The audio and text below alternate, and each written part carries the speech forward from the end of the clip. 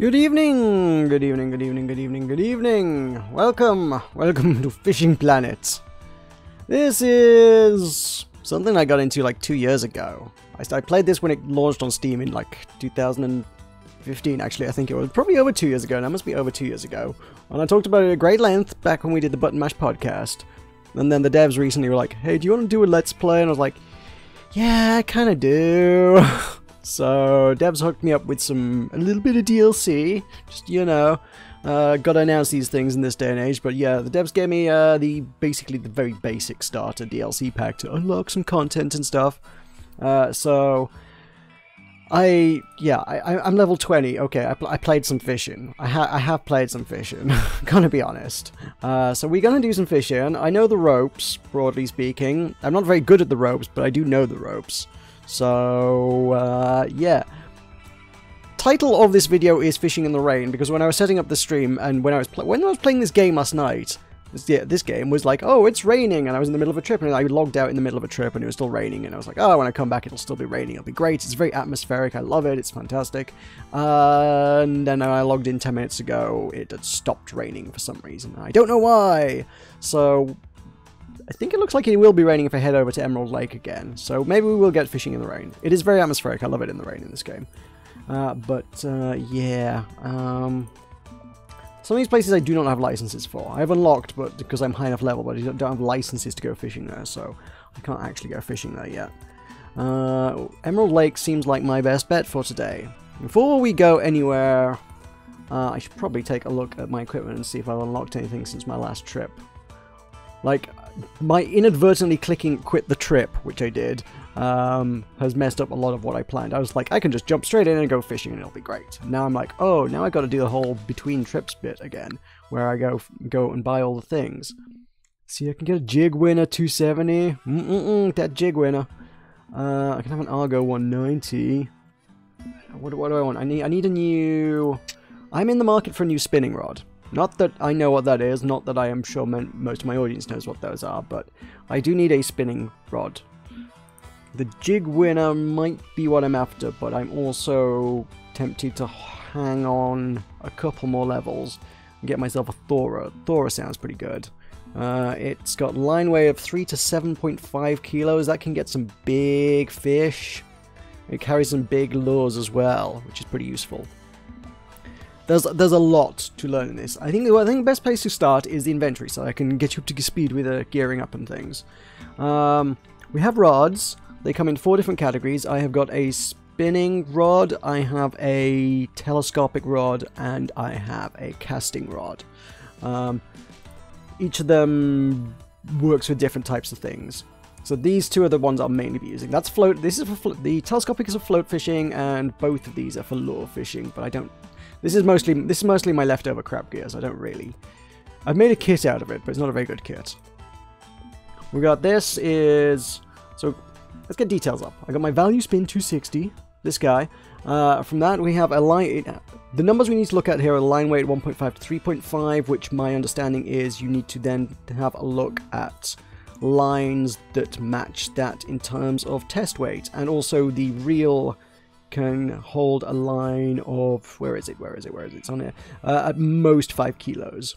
So it needs to be below 5 kilos and within 1.5 to 3.5 range. So that's what I'm looking for when I put a line on here. So in this instance, I've got a Magfin 0.15, which, come on, where's that sit? Oh, it's a Magfin Braid 0.15, which has a test weight of 2.7 kilos, which fits nicely in there. I just want to use the whole line. Let's just put the whole dang thing on there. That's taken my lures off, and a lure. This holds lures of 7 to 21 grams. So any of the lures that I'm going to be using the ones in my backpack. Honestly, all of these are in the 7 to 21 grams range, except for these ones, which I probably shouldn't bring because they probably won't do me very well on here. There's a lot of things you're like, I'll bring this, and I'll bring this, and I'll bring this, and I'll bring this, and I'll bring this on my fishing trip. And when you get there, if you don't really spend a lot of time between trips focusing on exactly what you're bringing on a trip, you'll get there and half the stuff you'll be like, this doesn't work with my friggin' equipment. I brought the wrong stuff. Maybe that's just me, I don't know. Spoons are the main things we need to look at. They're mostly what we're going to be using for lure fishing. Have I unlocked anything at level 20? Anything exciting? No. There's a big old 28-gram nighttime holographic casting spoon, which looks fantastic, but when it's red, which my understanding is red is one of the first colors fish can see in dark areas, so probably a pretty good one to bring, that one, actually. It does cost premium currency, though. I do have some. I have a little bit. You do earn a little bit by doing chiefs and stuff, but I don't know if I can really justify that. That one, now let's see, the narrow spoons. You know what? I think I goofed by bringing the green narrow spoon on my trip rather than the red one. The red one would probably have been the better one. I just went with the one that looked cooler, and then I found out I got the wrong one. I could get that for premium currency. Shame, I don't want to do that. Can we get that? Shame I can't just search by narrow. Can I search by narrow? I can, I think. So let's just get all the narrow spoons up. So narrow spoon, 14 gram, I think would be ideal for me. If there's a 7 gram one, that'd be even better. Like a 7 gram red nighttime one, I think would be like awesome, because then the fish would always be able to see it. Is my theory. There's 14 gram and 21 gram. That's it. This is the whole lot. So in the red nighttime one, 14 gram is as low as it goes, and it cost me real money. Oof.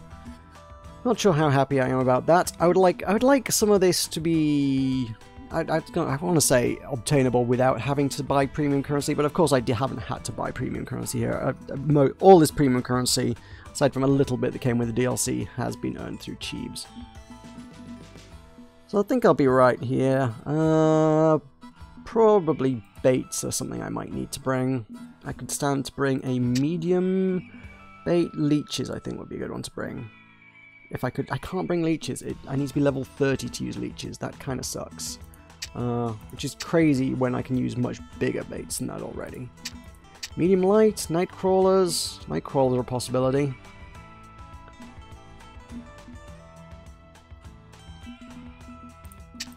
We're in heavy. Shiners. Shiners catch some good predatory fish around the New York area. Large minnows also get some good big predatory fish around the New York area, but you need to be level 31 to be able to access it without premium currency. Yeesh.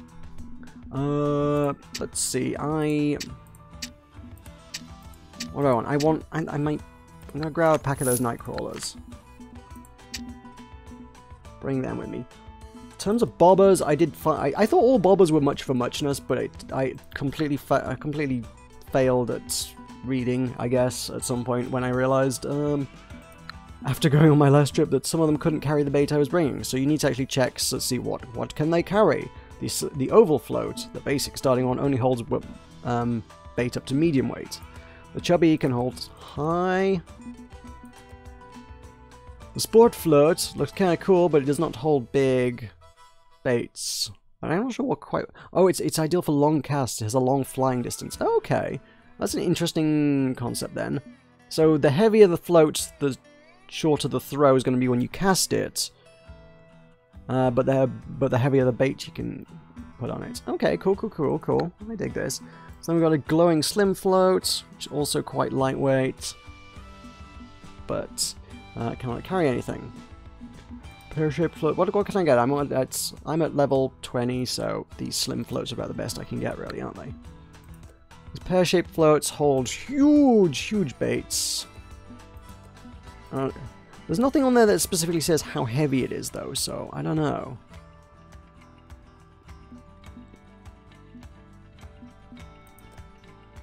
Kind of dig the concept of the sport float. That looks cool, though. Don't know if I want to take up all my inventory slots with floats. Probably not. I have got a good float that allows me to carry heavy things, so all things considered, I should probably leave that at home. We got this guy here. We got the chubby. We're bringing a little chub. Put the chub on there.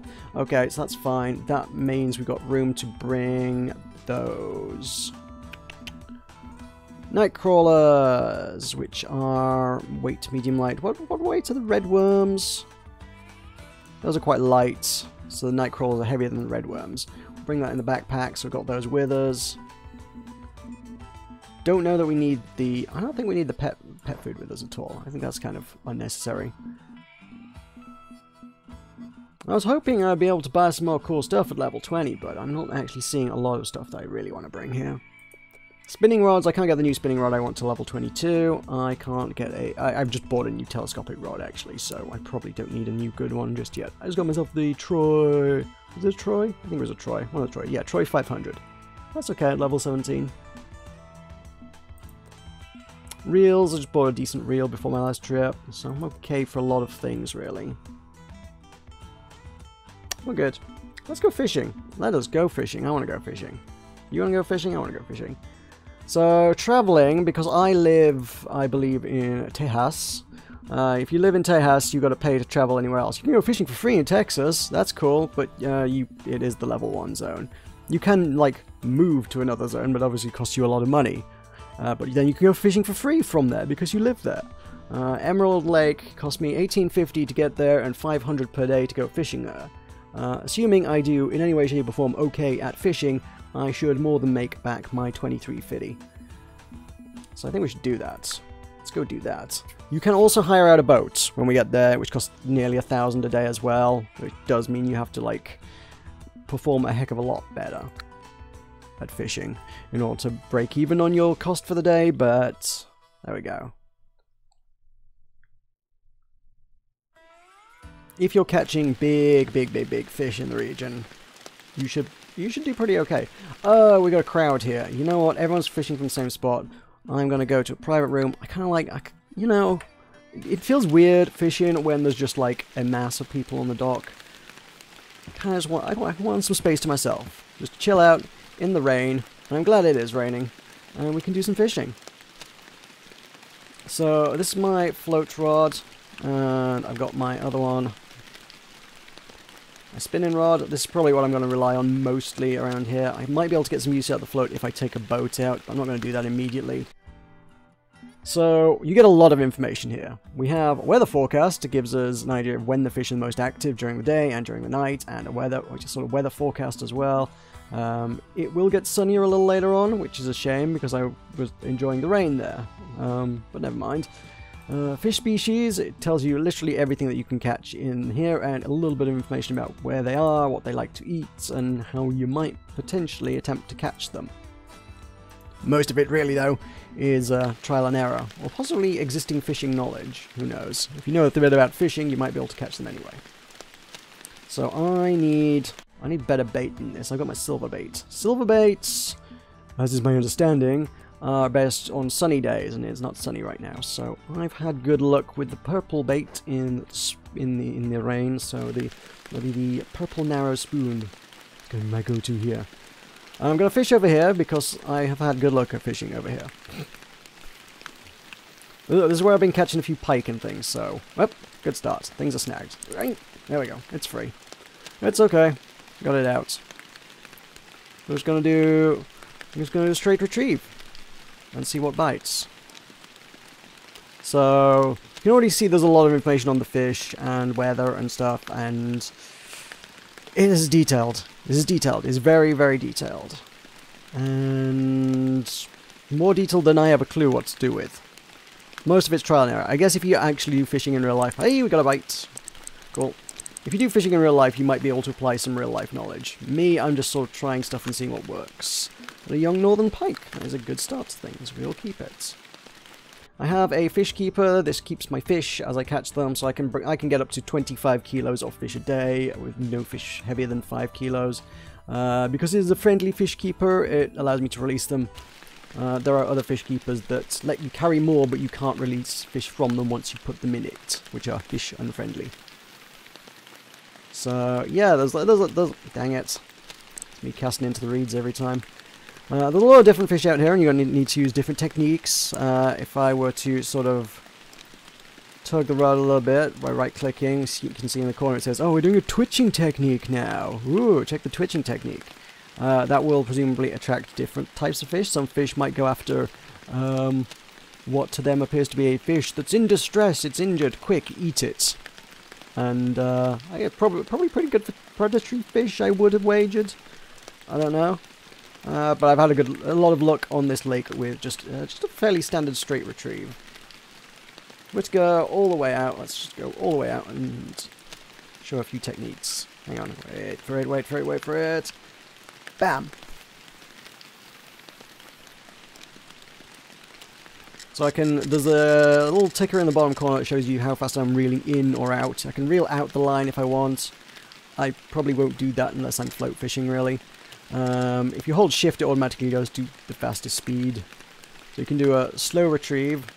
There's a slow, straight retrieve. Yeah, straight, slow. If you crank up the speed, it'll go to straight. There we go. If I do the Yankee thing, it'll start twitching. It'll be like, oh, you're doing a twitch. Anything going on with the twitch? We're going to twitch.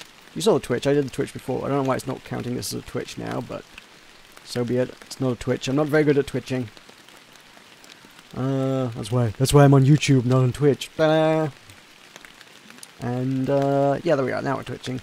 There's also, if I were to reel it in a bit and stop it, and then start it again, and then stop it, and then start it again, and then stop it. We can do a stop and go. I have never caught a damn thing with a stop and go. I don't know what fish you use that technique on. I'm guessing these are actually based on real-world fishing techniques, but again, not my area of expertise. So, you can do this, and it's like, oh, that was that. Excellent. This is the first fish I've ever caught with a stop and go technique. Let's see what we're bringing in. I've played this game for like nearly 50 hours. I've never caught a single fish using a stop and go technique. Ooh, that looked sizable. Maybe. Damn! I just caught a walleye with a stop and go. Holy crap! Wow! That's a really good fish. It's not an incredible fish, but it's very good. For something that I was just like messing around and just being like, here's how you do fishing techniques. It's got a 1.18 kilo walleye. Are you kidding me? Fishing. I've been trying for days to catch those, and I've had very, very mixed success. As if I just got that without trying. That's hilarious. I'm gonna need to do a few more of that, I think. Let's try this. If this is any way, shape, or form consistent, I think I may have got something down, but the problem with fishing is that quite so often I'm like, oh, I've got a technique down, I've got the technique figured out, yes, excellent, I've got this sussed, and then I'll go like quarter of an hour without catching a single fish, and I'm like, okay, I may have not got the technique sussed. How's about that? So just because I caught one walleye with this technique does not mean I'm going to get another here. I can hope.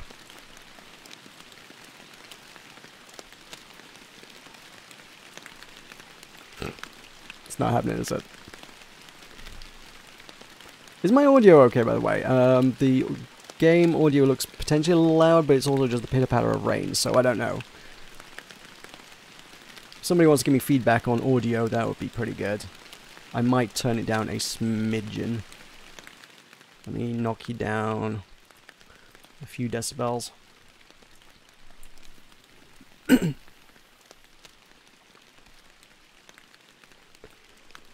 Right.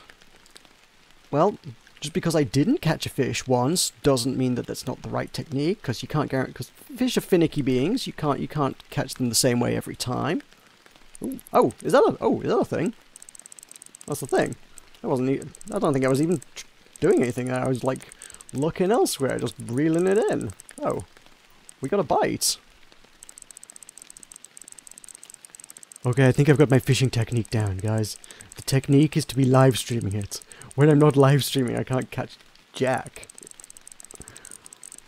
Apparently, the moment I press go, something fairly sizable wants to play here. It better be another walleye. Better make my fishing trip worthwhile. Come on.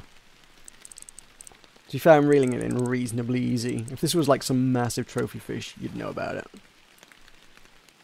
Although, dang! Dang! Are you kidding me? Dang! Maybe I need to take a boat out. I can almost afford a boat now. I've almost justified buying a boat for the day. Yeesh, apparently out here is the way. Thanks, stream, you're my good luck fishing charm. Do a little out in the middle of the lake stop and go then. I wonder if this has been where I've been going wrong all this time. Just stop and go is the technique that walleye love to bite.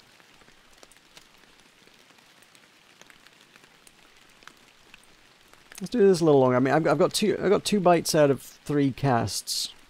There's good odds. Those are good odds. I like them. But again, fishing, temperamental, hit and miss, dealing with wild beasts here. Can't predict what they're gonna do. They might eat, or they might not eat. Who knows?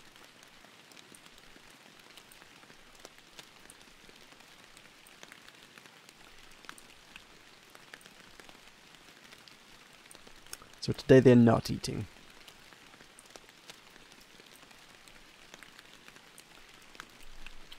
Okay, let's bring this in.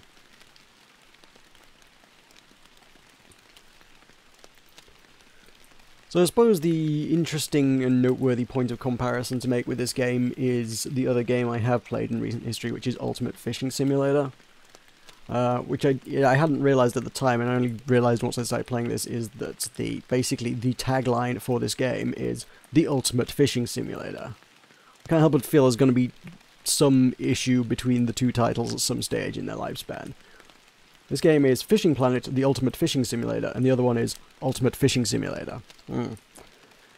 Ultimate Fishing Simulator, I think, tries to make affordances for gameplay by sacrificing some of the realism. You do not get to see what's going on underwater in this game, at all. It's kind of nice to see that in Ultimate Fishing Simulator. I'm just going to abbreviate that to UFS now. In UFS, you get the underwater cam and you can see the fish biting, which is cool, but it takes some of the mystery and challenge out of it.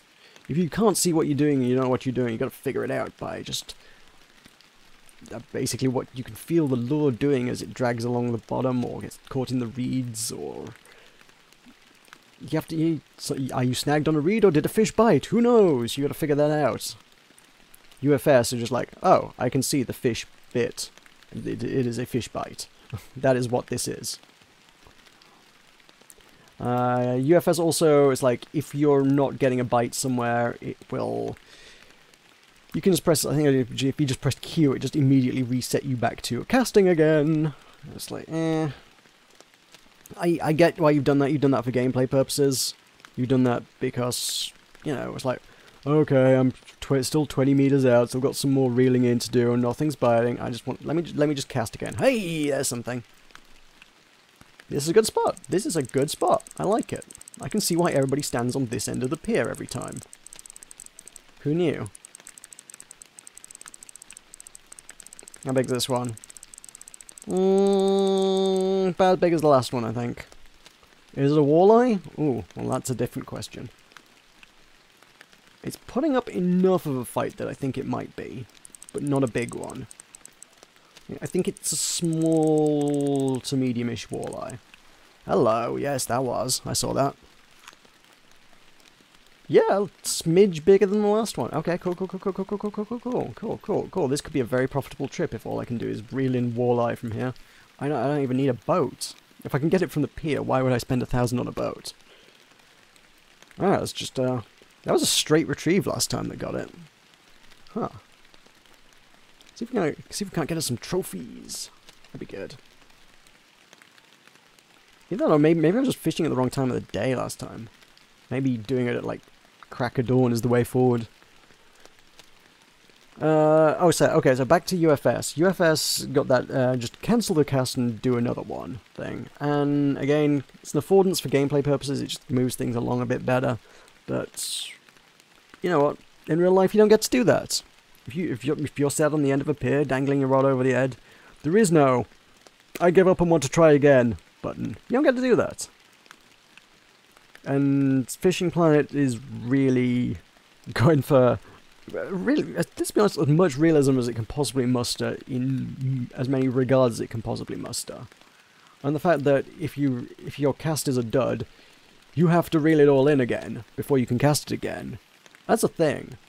if I just go and throw it over there into those trees, firstly, I can do that, and secondly, yeah, I gotta reel it in again, which involves probably a lot of struggling with it. It's probably going to wrap itself around a branch, the hook's going to get caught onto some sort of plant, I'm probably going to have to cut the line and sacrifice the lure, lose it, get another one, tie another one on, and cast with a different one, at the cost of, hey, now I've got less line to work with, and I've lost a lure. If it's my last lure, I've got to buy a new one now. I can't just press Q to cancel, it's like, no, my lure is stuck in a tree. Can and does happen. With one note that I have, if I sometimes overshoot a little bit, it does do some weird stuff. I think that's more of a physics engine issue than anything else. I don't know if I can demonstrate it at all. If you were to hit, like, I don't know if it'll work here, but if I were to, yeah, the red's like, oh, you will hit the bank if you cast here. If I sort of just intentionally do that, let's just go there. Whee! Boink. Yeah. Oh, where did that look? Where did that go? Where did that go? In the water, mercifully, but it could have gone a lot worse, honestly. Purposes of demonstration, that's about as well as I could hope for. Yeah, I don't think lures do that when they land on solid ground in real life, honestly. That's just a weird quirk. If it lands on the ground, it tends to go whee and lands somewhere behind you. The ground is very bouncy. Or something.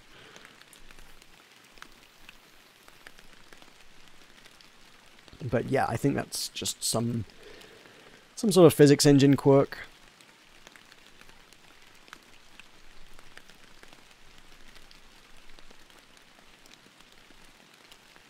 Let's try and get some of these walleye again then. No, twitching hasn't served me well, has it? Let's try the stop and go technique again.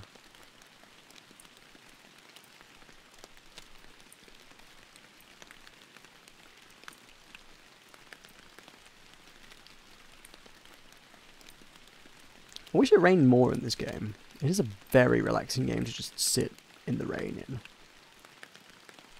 Make sure you got headphones on, it's just rain and fishing.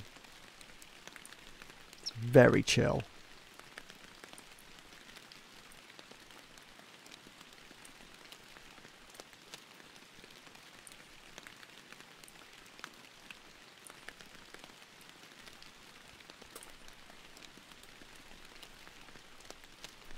We'll say another difference between UFS and this is I think UFS probably had a greater focus on boats from what I've seen of it so far. But I suppose given that the game was literally built off the back of some sort of very silly boating simulator thing, probably shouldn't surprise me that there were and are more boats in that. Hey, got one. Here it's kayaks. It's that. I got to spend $1,000 a day to rent that thing out. Which is, you know, fun and useful, but, you know, UFS gives you motorboats, and you don't have to pay for the motorboats. Though with that said, I'm not 100%, I can't remember if UFS is a full paid title or not. Whereas this is obviously they would like you to buy their money because this is a free-to-play game, so that you can afford luxuries like a boat. I will say I feel like some of it is a touch on the grindy side. I think the game is very much geared up towards encouraging you to play and keep playing and or keep paying. Because some of the licenses, if we have a quick look at this shop, can I buy licenses from here? Yeah, so in order to be able to fish in each region, you've got to buy, bare minimum, a basic license. Some of the unlimited licenses are actually surprisingly actually okay in terms of premium currency. You do not need to pay a lot for it, but then some of the endgame stuff like Alaska, in order to... You either need to be playing the game a bunch in order to keep buying licenses, like 4,000 just to go fishing for one day, 96,000 to go fishing for an entire month, and bear in mind this is a month of real time. If you don't play the game during that month, it's gone. Or quite a bit of currency in order to get an unlimited pass, which means you're not stressing out about trying to get your fishing in for the month. I'm not a fan of that sort of, oh, I've got to I've got to earn enough over the course of the time I bought this license for to justify buying the license. I don't know, that stresses me out, which goes counter to the whole nature of fishing, which should just be chilled. But then, yeah, so each of them, if you buy the basic licenses, you're allowed to do some things. So yeah, in Missouri, you can, if you catch any of those fish, you have to release them. Anything else, you're allowed to catch and take and keep, but you're not allowed to go fishing at night either. But then there's also an Advanced Missouri license, which removes all restrictions. If you buy the Advanced Missouri license for 30 coins, and then I can just go fishing in Missouri anytime I like, without any restrictions. It's fine. But then, top end, again, your Alaska is end game, level 38. I think the level cap is 40. Yeah, to be able to fish in Alaska forever costs 1,000 coins. Let's have a quick look at how much that works out at. So, no, that's not the one. 1,000 coins is about 30... Yeah, a little over 1,000 coins is £35. There's not really a... I mean, you could buy a 21 and an 11 and a £4 pack. I don't think it works out any different, really. Oh, oh, I see. They give you a... Oh, yeah, they get a little present there. Oh, you're getting a bonus for buying the big pack. Right. Makes sense. So, yeah, basically £34 in order... Because let's be honest, you ain't grinding out 1,000 coins through achievements alone. It's £34 to be able to, you know, actually... In order to actually be able to use Alaska without stressing out about it. Although there's also this, there's a special permit that instantly unlocks. Oh no, that's just to unlock it. Right, yeah, because obviously I need to be level 38 to get to Alaska at all. If I want to just head over to Alaska anyway at level 20, I guess I can pay £2 to be able to use Alaska for 3 days. Again, would be nice to be able to unlock that permanently, but I think that might be doable through DLC. There are a lot of DLC packs for this game, and I've not explored them all very well. All in all, the monetization feels a touch on the greedy side. There's just like, there are many, many, many layers to the DLC and microtransactions in this. And if you're not buying into that, if you're trying to play it free to play, you are constantly pushing up against these timed limits and grinds that, I don't know, they feel stressful to me. But that's my thoughts on the matter anyway.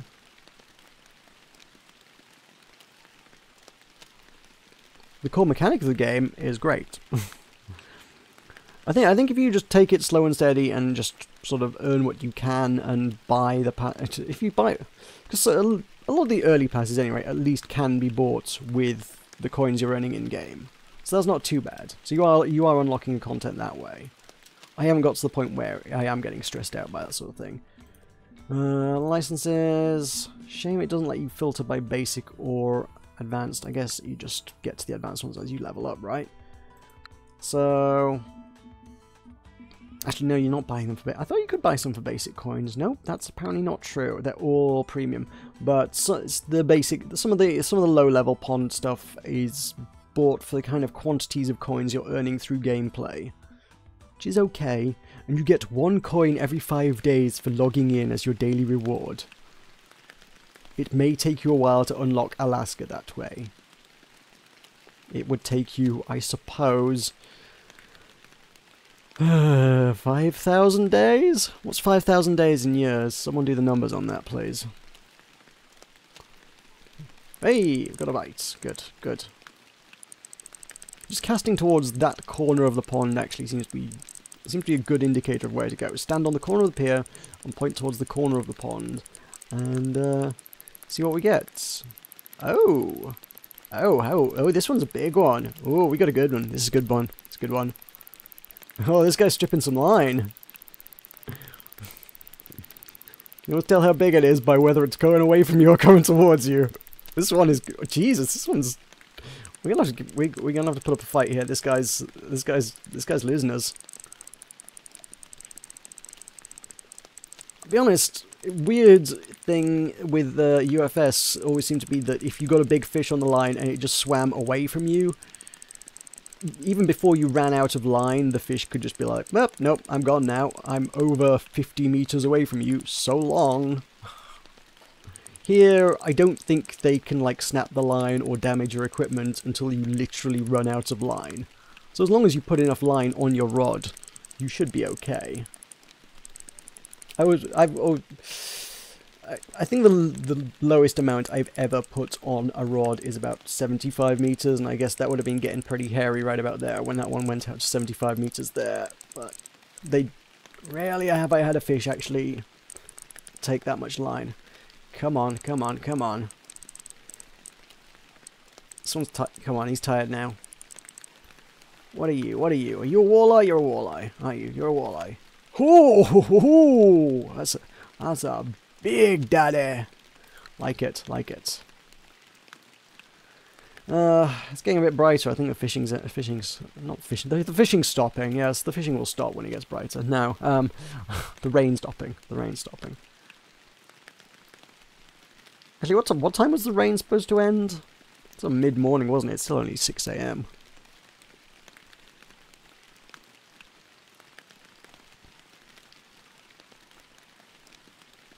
Oh, got another bite. This is okay. Yeah, I know. I this is weird. I've never had this much success fishing. I genuinely haven't. This is great.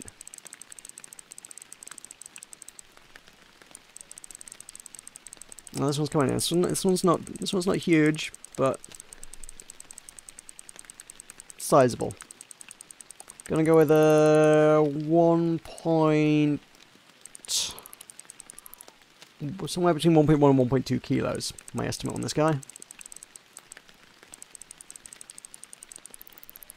I'm that much of a professional fisherman. I can guesstimate the weight of the fish before I reel it in, without even holding the rod physically in my hands. I'm so good at this. We'll see. We'll see how that goes. What we got? What we got? What we got? We got as a walleye. Whoa! Oh, challenge walleye chief. 1.24. Okay, that was bigger than I expected. Cool. I won't say no to the fish being larger than I wanted. Cool. And we got as a chief. What do I get for that? There you go. There you go. You get 1 bait coin. Also, I mean, it's very, very hard to stay mad at a microtransaction system where the coins are called bait coins. I love it. Bait coins. I don't know if they're quite as valuable as a Bitcoin, but they're a lot funnier than a Bitcoin.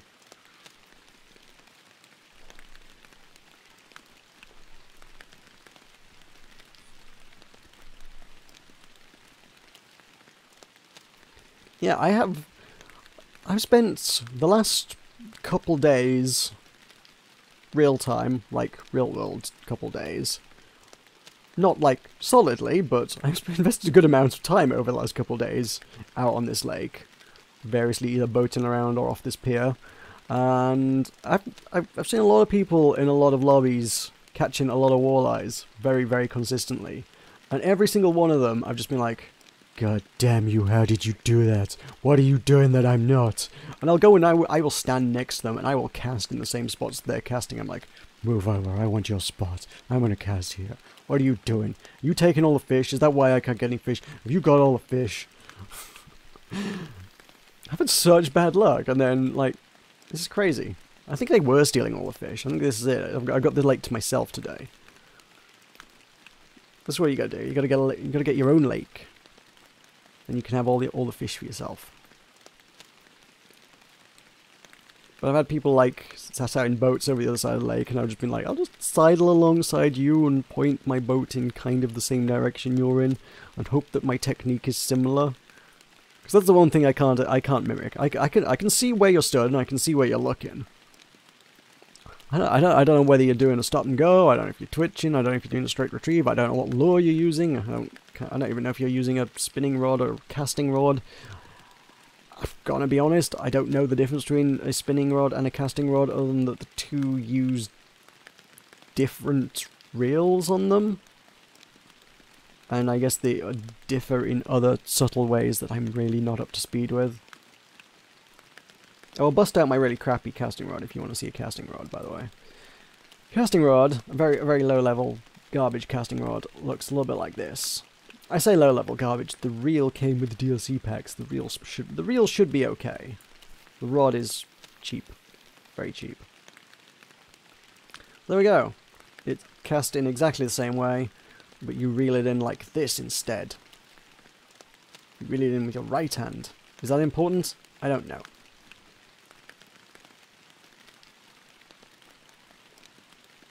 Reasonably confident I have never caught anything with this rod. Which is usually the cue for something to bite, right? Come on, bite. I want to get something good with this rod. Just to prove it's worth keeping. Come on, justify yourself. Nope, I don't like this rod.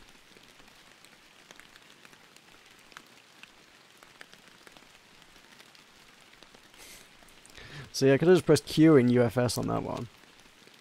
Nope. Gotta slowly reel it all in. With my very low tier reel. I got a shiny blue and yellow one on this one. It's great. It goes fast. And holds big fish. That's all I know. It goes fast and holds big fish. that's all I can judge things on. Is like, how big a fish can I catch with it? Ultimately, end of the day, I suppose that's all you're really looking for in fishing, but I feel like the details and minutiae are many and subtle. Because it's like, oh, all the stats it gives you, it's like, oh, it's got different lengths of rod and different number of guides and other things that I don't know what they do. Ooh, excuse me. The reels have got like, oh, it tells you what kind of bearing it has and how many bearings it has, and I'm like, does that mean something? I know what a bearing is, but like, does it matter if it has 7 or 8 ball bearings in it? What does an 8 ball bearing reel do that a 7 ball bearing reel doesn't? I have no idea.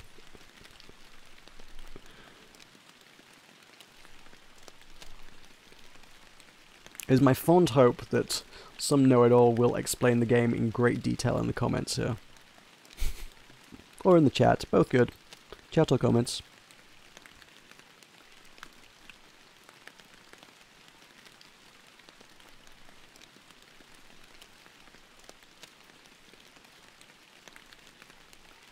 I suppose one thing I should have brought on this trip that I didn't, and I may yet live to regret, is the fact that you can see over on the side there, everything has a durability, and it will wear down. Reels and rods at the end of a trip can be repaired. You just pay a small amount of money, and it'll be like, okay, it's good as new now. Lines, I presume when they're gone, and your only real recourse there is to go out and buy some more. I don't think you can just pay money to refurbish your line. It's a friggin' line. So if that line hits... I don't know, it lit up yellow once it dropped below 2/3. I imagine it probably lights up red once it drops below 1/3. I don't know if there's some... I don't know if like that like increases the risk of it snapping when a big fish bites or something. Or if that's just like a warning that's like, hey, keep an eye on this, you're gonna have to replace it at some point. I don't know whether wear and tear reduces the efficacy of a line, or if it just suddenly suffers spontaneous existence failure at 0%.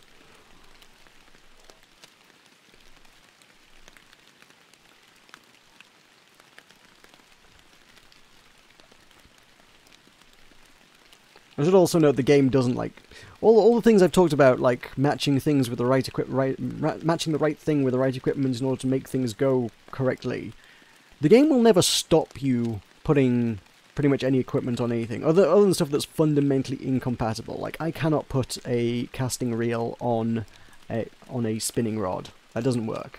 I cannot put a spinning reel on a casting rod.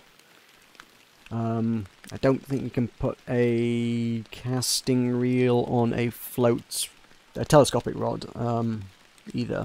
There's some things like that that just won't work. But I can put any line I want on here. I can put any lure I want on here. If the line can handle a fish that is way, way tougher than my rod or my reel, and I catch a fish that big, guess which bit is gonna break? It ain't the line. If I put a line on that can hold 10 kilos of fish, but my rod can only hold 5 kilos of... My rod breaks after 5 kilos of strain, the rod's gonna go before the line does. And the game will warn you, but it will not stop you doing that. It will just be like, hey, you might want to put a smaller line on here. Ooh, ooh, there was a nibble. There was a nibble. Something nibbled there. Oh, what nibbled? Got a nibble.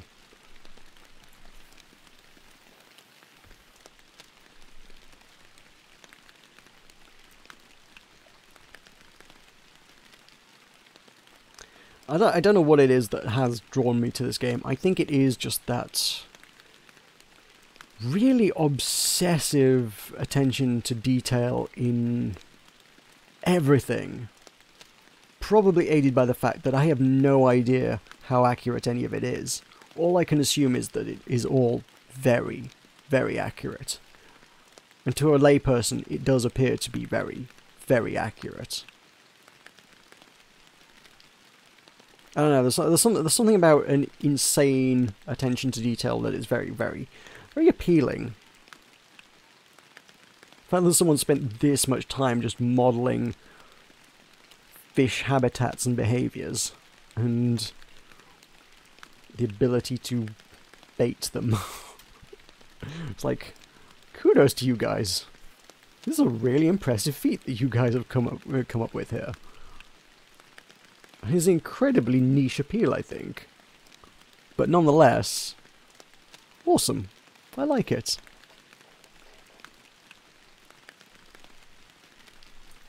Alright, let's try that stop and go technique again.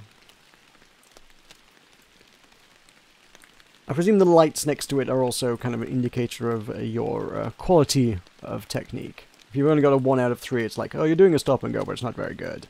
If you've got 3 lights, it's like, ah, you have mastered the technique, sir. So I'm doing okay. It's an okay stop and go. Not great. Could be better. Sort of a B, try harder. There we go.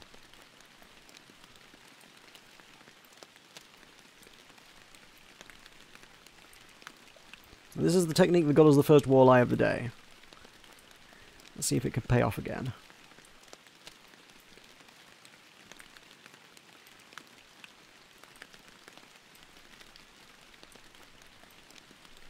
And so that's maybe a no. Could be worth a couple casts over into the grass where the pike like to live. Seems like there's a little... You can tell by... Yeah, because it goes red when it's on the ground. So there's like a little divot here in the reeds that you can like cast into. Big, shady, grassy spot where I think there's a lot of big, old predatory fish kind of like to lurk. The one big catch I got yesterday... Oh, hey, there's something.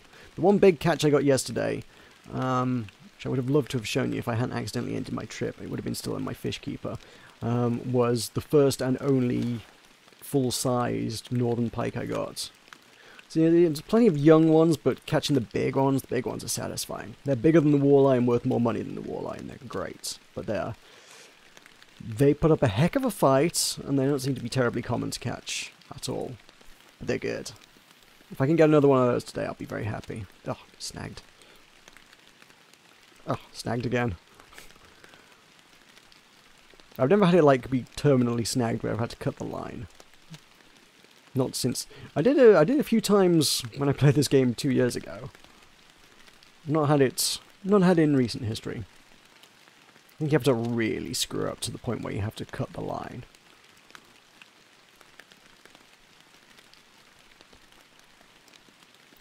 Normally just a good yank on the line will free it if you get caught on some weeds or something.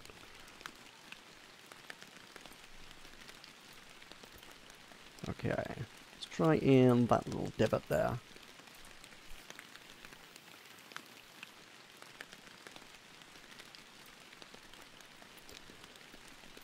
Let's imitate a struggling fish that a pike would love to eat.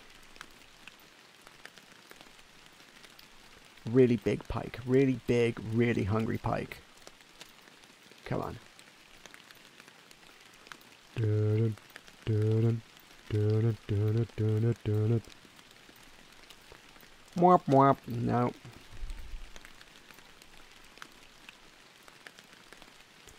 Not happening. This purple lure has been actually straight up my best on this lake, actually. What the heck was that? Unsuccessful cast tackle hit ground. I didn't even need to reel that in. I didn't even bounce off into space either. It's great. Okay, snagged. It's fine.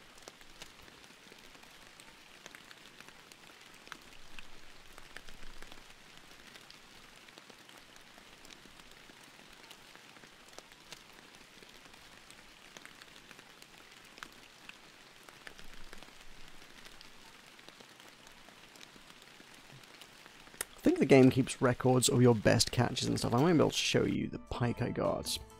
Have a look at my fish records. Ah, yes, the vampire fish that they did. That was a weird Halloween event they did. It's like, oh, you're going to catch vampire fish. And they were all massive and worth a lot of money and a lot of XP, and they were surprisingly easy to catch because they were literally everywhere. I think that was where I got most of my XP and money from very early on. But obviously limited time events, so you can't get too many of those.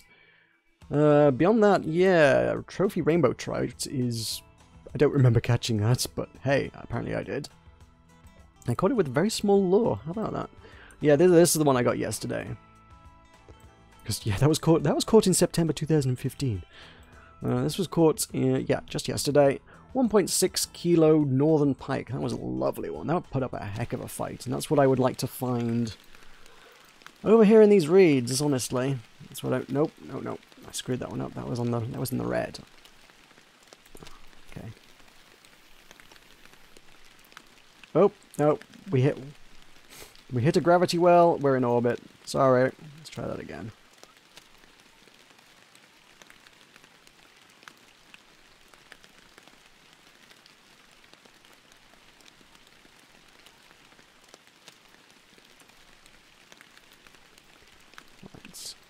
There seems good. There's where I bet a fish is lurking. Nope. That's also anti-gravity.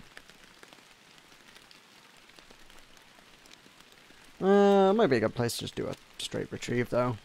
There might be fish over there, who knows. Let's give it a crack. If I catch a big fish off a cast like that, it'd be hilarious.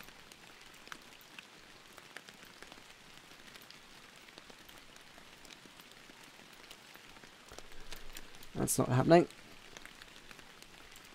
Right. Let's try that cast again. Let's do it right. That's right on the money.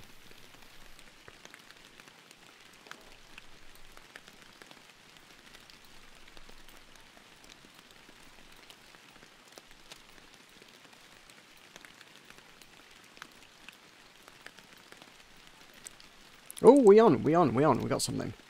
Showtime. Yeah, that's not a big fish. It's not putting up a fight at all. That is not a big fish. Come on, what are you? What are you? Grass pickerel? Northern pike. Okay, still a pike. Pike is still a pike. I'll take it.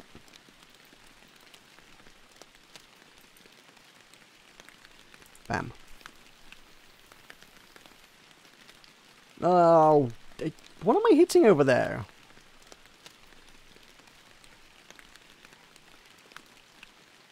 The indicator's right, and I'm hitting a target. I don't know what I'm bouncing off. Let's try not quite as far into the reeds then. Let's try and not hit the wall. That's fine, that's fine.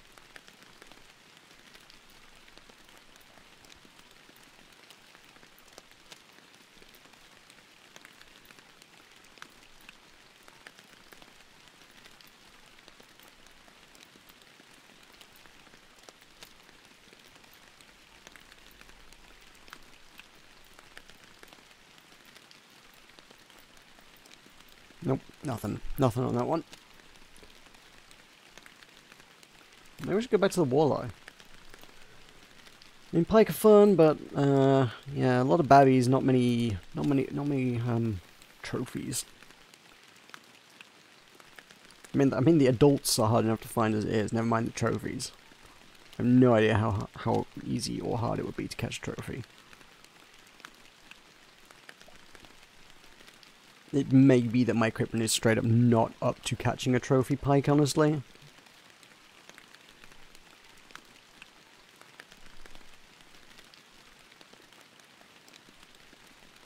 I'll have a quick look at the, I don't know, the Fishipedia?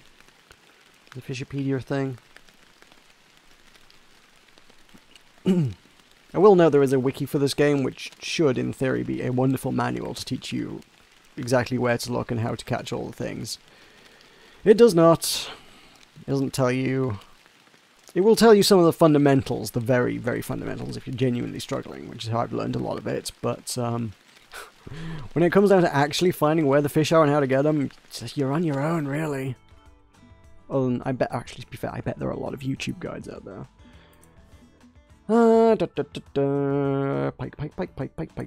Pike.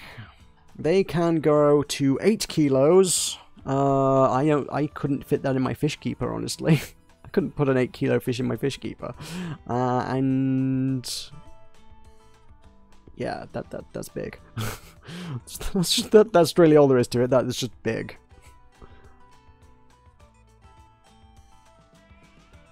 Oh, the average weight of a pike is 8 kilos, where they can grow up to 25 kilos. Wow. So what was the deal with the 1.6 kilo one I got yesterday? That's not even average. That must have been tiny. I don't know. But yeah, pikes stay in heavy cover waiting to ambush their prey, so they're over there in the grass, really. Whereas walleye, those are going to be the easier one to get around here. Easy, relatively speaking. They are carnivorous, they feed on the fish, they grow up to 130 centimeters and up to 20 kilos. Although the majority you catch will not be 20 kilos, but kind of cool if you did catch them. I've not seen a 20 kilo walleye. That would be insane. That would just destroy my equipment. It would just snap the line immediately.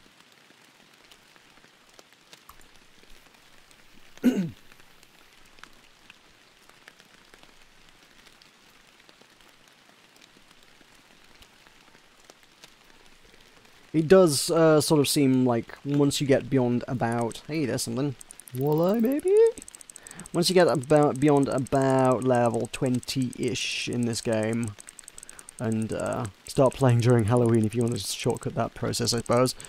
Yeah, that seems like that's the point at which you get to bigger stuff, really. Because I mean, looking at the next step up, the next major upgrade of a spinning rod like this one, it holds lures that are 20 to 50 grams. I think it just generally handles much bigger fish as well. The next float rod I get is supposed to be quite impressive as well, I think. You can't browse. Weird quirk of things. You cannot browse all of the shop from when you're out on the lake. Well, in a weird kind of way, I guess it makes sense. Basically, you're, I guess, shopping online when you're at home or something or whatever, or going to a much better equipped store in a city or something. But when you're out on the lake, you've only got the local fishing shops, and you can only browse the local wares that are relevant to the local fishing scene. So you can only buy equipment that would be suitable for fishing out here on Emerald Lake. So that's a good one to keep. I'll take it. What have we got today? We have earned 2.5 grand, which has paid for our trip, at the very least. That's cool. That's paid off. Whee!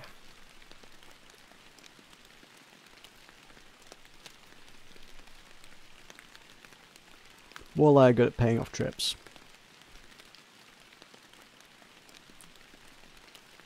They're very financially responsible fish.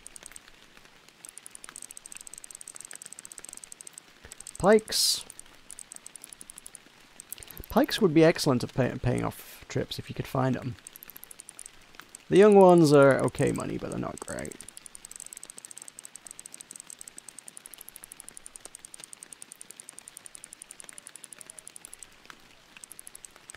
This one's putting up a little bit of a fight. Not a massive fight. Gonna guess 1.35 kilos?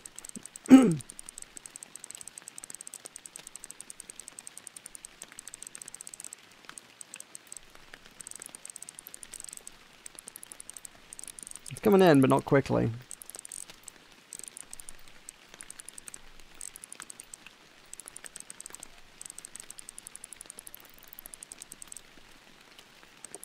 Where are you going? Don't go under my deck.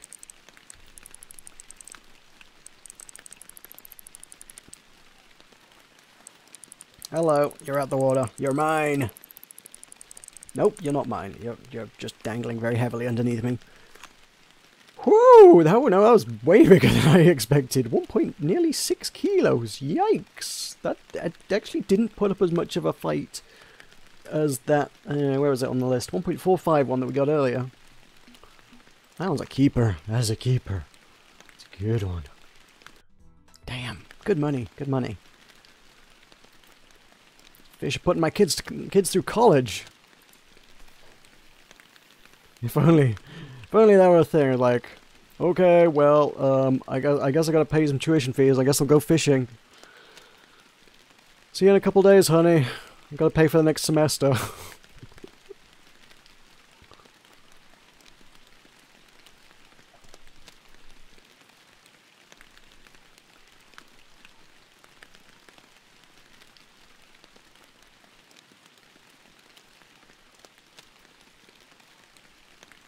Almost tempted to give the big holographic spoon a go. We've done good here, and I'm almost feeling hubristic enough to break my lucky streak.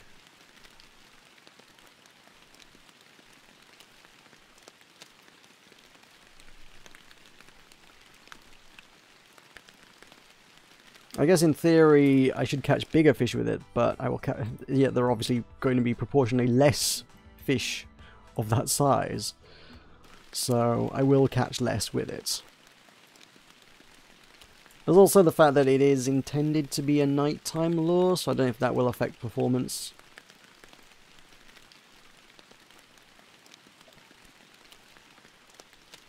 I feel like that's a very real possibility. But it's also very dark. It's this grey, miserable, overcast day.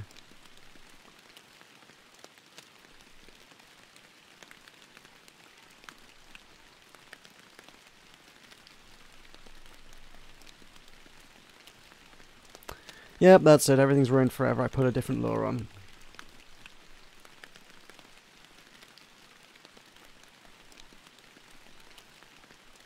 It's kind of amazing the sort of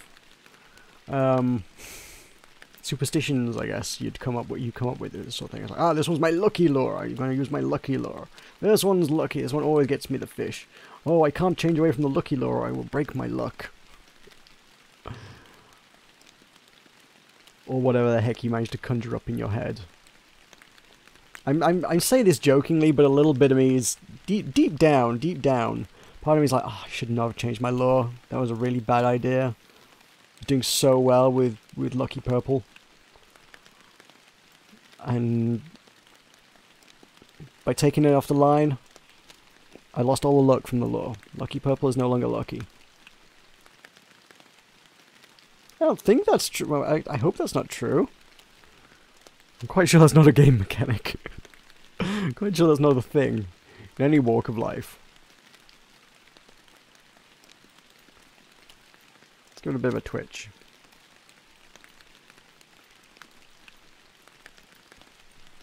The thing is, it's a size 3/0 hook, whatever that means, which is a much bigger hook, which means it requires a fish with a much bigger mouth to eat it.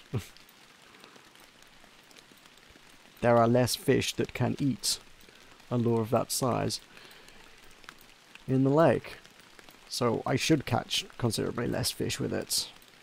But if I do catch one, they should be huge. It's just a matter of how much patience do I, and mayhaps even you, have watching me catch big fish. But that's the goal, isn't it? That is the ultimate goal of fishing. Catching the biggest one. The white whale. That's what Moby Dick was about, right? He just wanted to catch a big fish. I believe that was the entire premise. He was just a fisherman who was like, I've got to catch the biggest. I've caught many fish in my time, but if I use the right lure, I can catch the white whale. Definitely what Moby Dick was about. Or maybe I'm confusing it with The Old Man and the Sea. I'm not sure. What was that, the rhyme of the Ancient Mariner? Ah, literature, it's all the same anyway, right?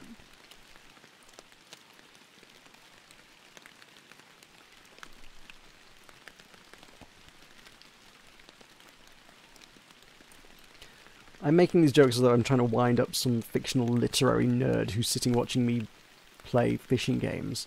I'm reasonably sure those demographics don't overlap to any great degree.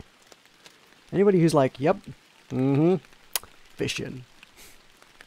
And people are like, I'm going to read the great literary... I'm not to like dismiss fishermen as being like, fishermen are all uneducated. I'm just going to alienate everyone now. How many people can I alienate tonight? But like, I don't really see the sort of, I'm going to sit at home with a good book in my leather armchair in my library. Aren't really the, yep, fishing types in my mind.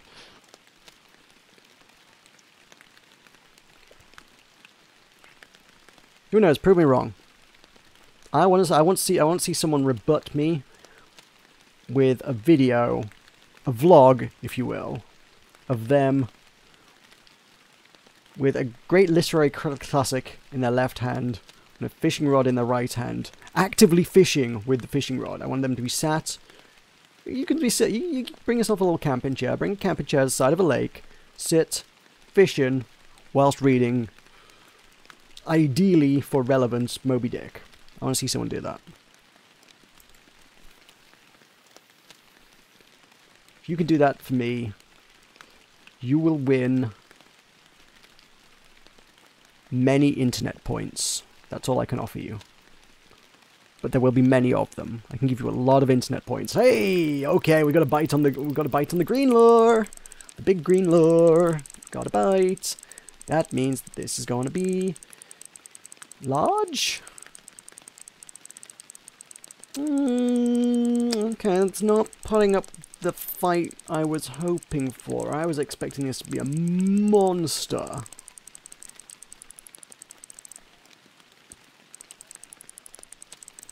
This is not my Captain Nemo. Captain Nemo went after a white whale, right? Yeah? I got that right? No? Urgh.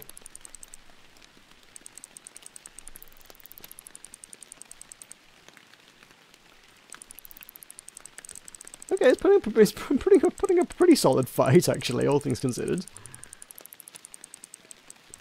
Yikes.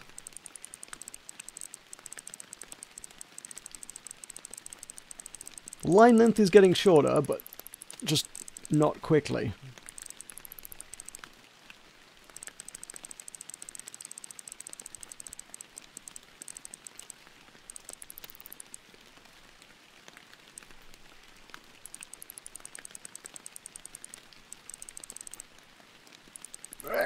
Come to me.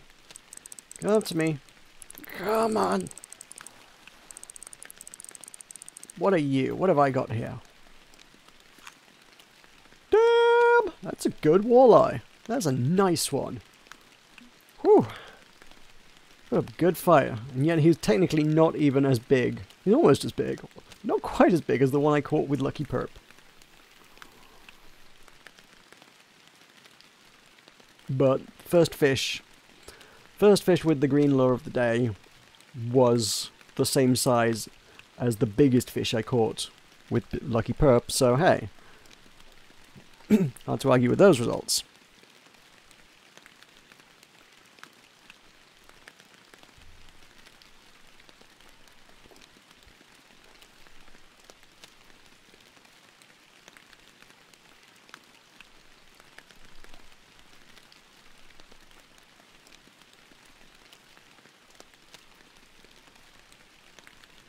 I suppose a lot of what you use kind of comes down to it's a balance to juggle, I suppose.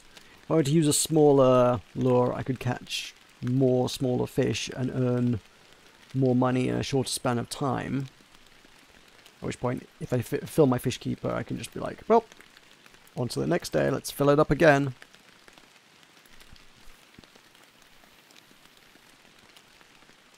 Whereas, with a bigger lure and catching bigger fish, I could potentially walk away with more money per in-game day. Okay, alright, well, goes a bite.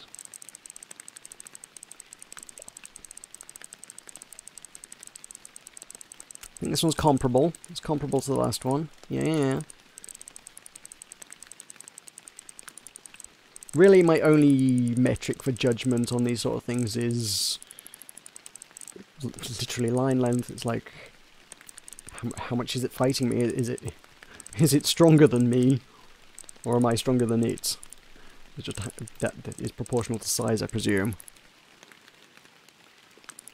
If it strips a bunch of line out, then yeah, probably a pretty big one.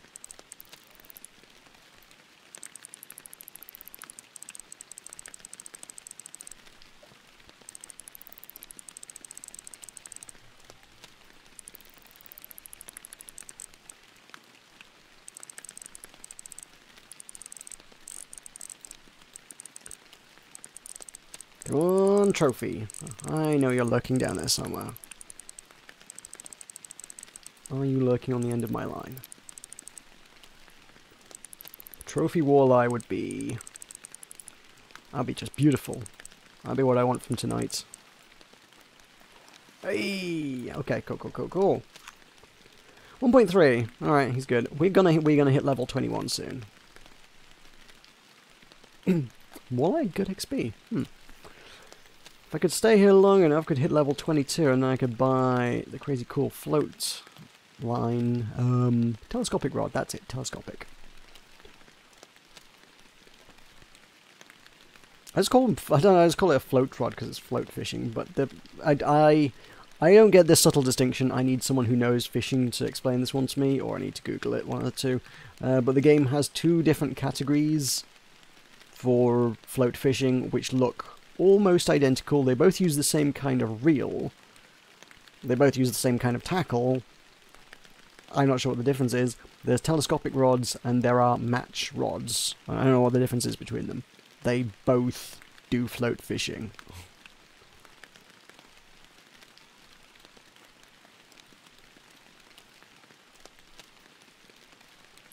The only thing that really achieves is that it does make it very difficult when swapping gear out. If I were to go and buy a new spinning rod to replace this one, if I got an upgrade to this, I would be able to, I could just drag it into my inventory and just swap it out. Like, it would keep the line, the tackle, the reel, everything the same. It would just be like, yep, you've got a different rod in its place now.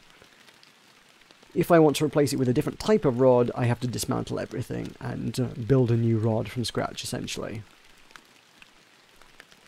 So yeah, the telescopic and match rods are not interchangeable, in spite of all the equipment that goes with it being otherwise exactly the same. If you try and drag a match rod into a slot that's got a telescopic rod, it'll just go, it's not compatible. You can't replace it with that. It's like, but if I take everything off one rod and put it on the other one, I totally can use it.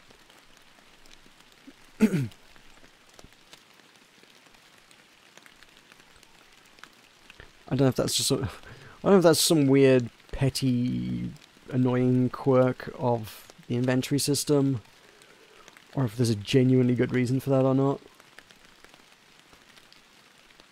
I've not really looked at the super advanced float fishing equipment, so I don't know, it may be that there are elements of equipment that work with a match rod that don't work with a telescopic rod, or vice versa.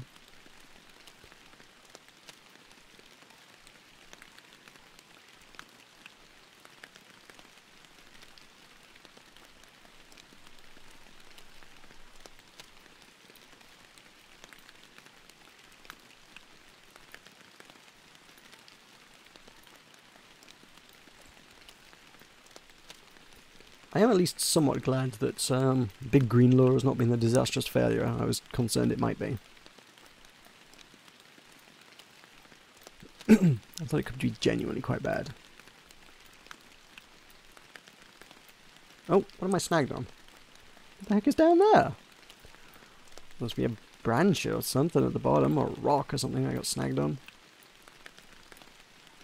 That's what I mean. I was like, there's detail down there. The bottom of this lake bed has been painstakingly and meticulously detailed, but you never get to see or know anything about any of it. Yeah. Oh, hang on. I am sorry, Puzzle Master. I didn't realize you were here, actually. I don't know if you're even still here. Oh my god, YouTube chat is garbage. Can I say that now? Can I just point this out? I didn't realize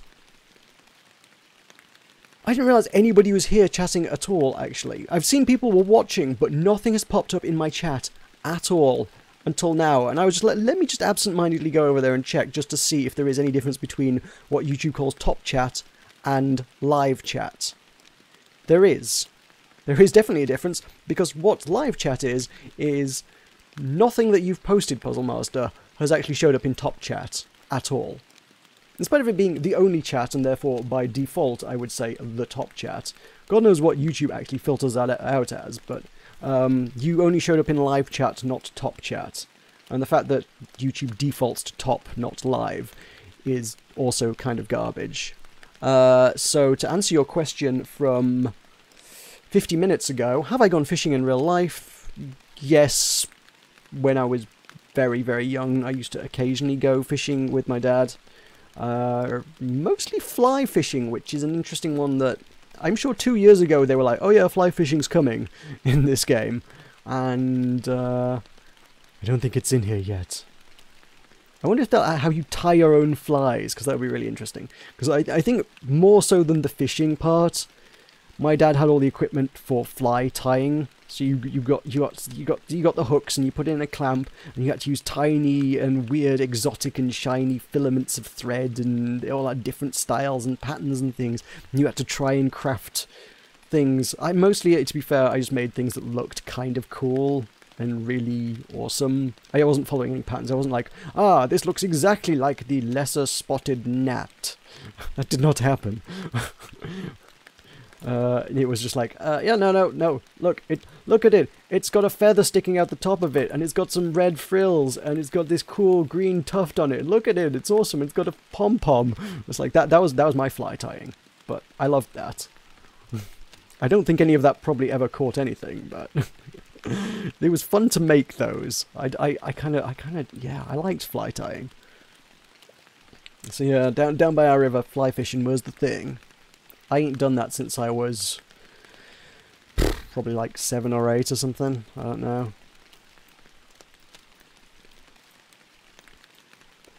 And also, quick feedback on the calculation for anybody else who was wondering. Puzzle Master says 5,000 days, aka the amount of consecutive logins you would need to do in order to unlock Hawaii in this game for free, is 13.7 years. So if you've been doing it every day since the game launched, you will be able to unlock Hawaii in about 11 years' time. Have fun with that. I don't think I'm on board with that.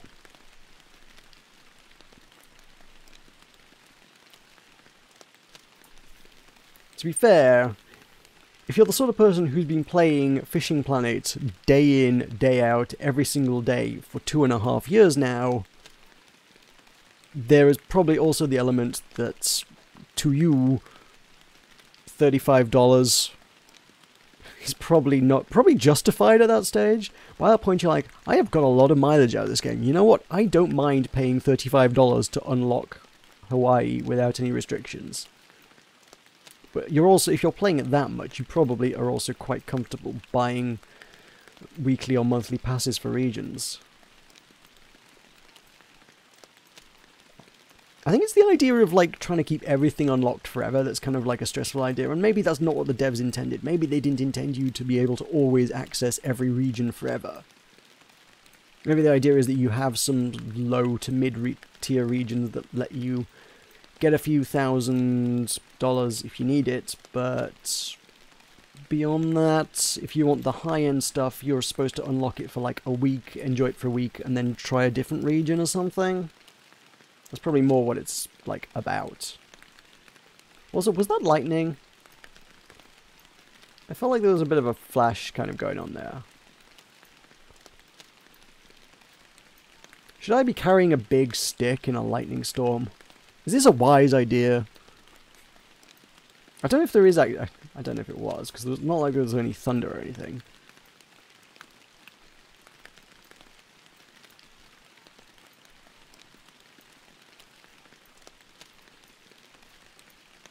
But it would be kind of cool to go fishing in a thunderstorm. Probably a really, really wildly bad idea, but kind of cool. Just the rain, just torrential lightning striking around you.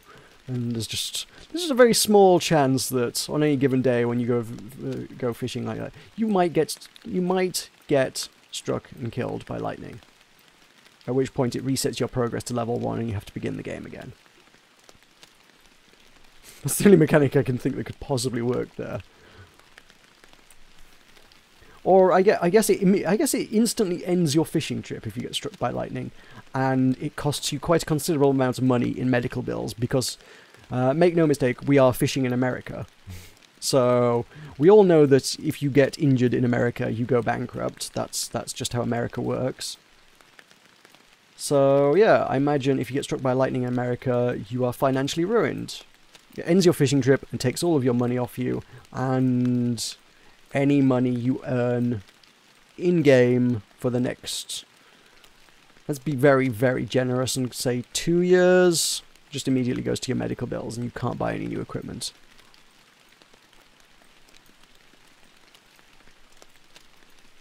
There's the risks of fishing in a lightning storm. Hey, okay, cool, we got a bite. I was starting to get a little bit... I was like, a little bit weary of not catching anything with this lure. I was thinking maybe we need to go back to Lucky Perp, but there's something out here. There is something. But as I've sort of predicted, the fish that we've caught with this have tended to be a little on the larger side. Except for that, that was just a little on the small side. There's level 21. We get 1 bait coin and $500 dues. $1,500 dues. We have unlocked all this jazz. And wonderful jazz it is. 9 new lures. Cool, cool, cool, cool, cool. We can get a handy toolbox, which lets us take more tackle with us when we go fishing. Can I buy that in the shop here? Probably not, because that's a high level equipment. This is a low level area. No, the most they'll sell you on this lake is a belt pocket. Oh well, we'll have to wait until we're done before I can go shopping then. But, I mean, where are we currently at? We're at 4,000 in the fish keeper. I will not be unhappy to, like, go home with that at the end of the day. Given that it only cost me an extra 500 to stay another day on the lake, as long as you have the license for it, it's worth just making the most of it and staying as long as you possibly can to catch as many fish as you possibly can. You get better value for money staying longer. I mean, yeah. What's $500 to walleye? After that, everything beyond that point's profit.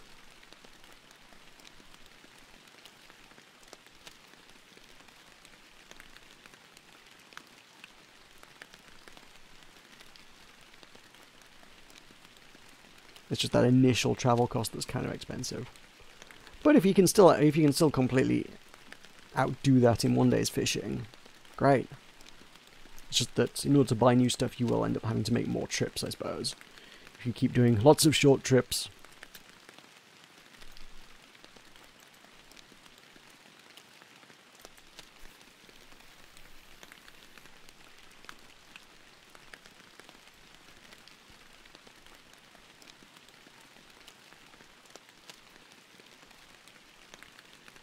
Okay, cool. Lucky Perp hasn't lost its luck.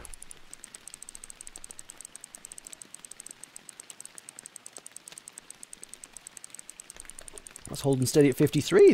Could be quite a sizable one, huh?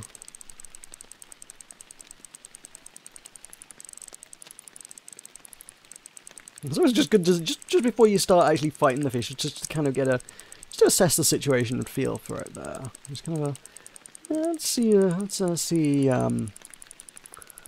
how big this is. Okay. Oh, he's stripping a little bit of line, not a lot, but he's going for the reeds over there. He's putting up a good fight. He might have a good one. Good old Lucky Perp. Who needs big holographic spoons? All you need is Lucky Perp.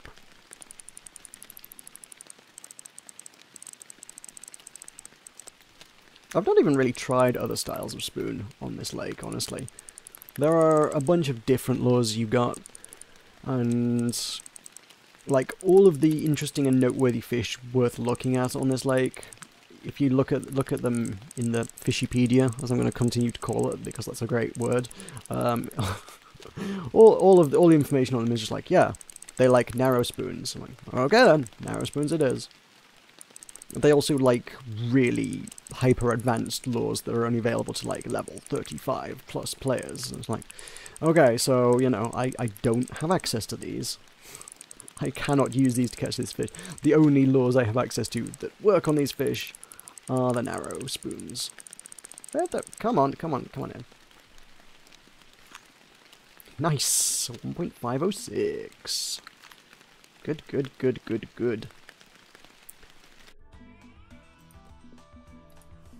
The other fun one that is around here to catch, a little bit smaller, I think, but still a cool fish. I dig it.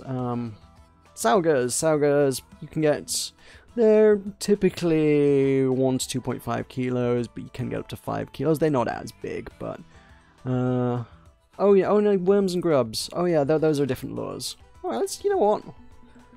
I'm feeling crazy, let's play with a different lure. Need the bass jigs are, I presume, mostly for bass. But we've got these jig heads and jig baits. I know nothing about these. Let's put a smaller one on there, because the smaller seems to be doing this a little bit better. And worms and grubs are what they said.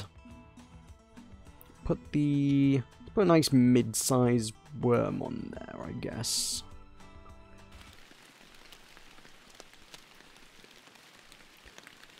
So these are just an entirely other kind of lure. They should also, in theory, work on the same kind of fish we're trying to catch here. All the big predatory fish around here apparently like worms and grubs. And the end of jigs. Just had way better luck with the narrow spoons, that's all.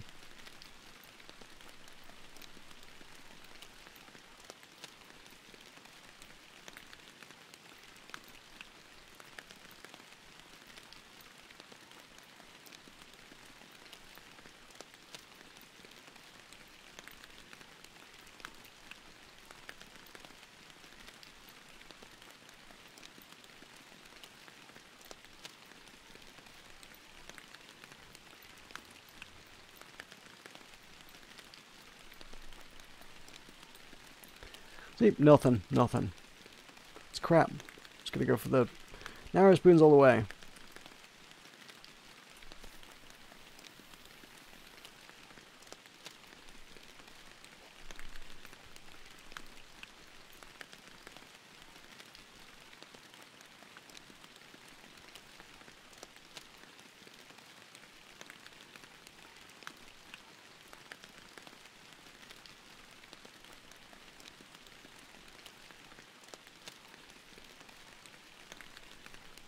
The other ones I brought with me that, like, I've not found a lot of use for. There's the slop spoons, which apparently are, like, also known as a grandpa spoon.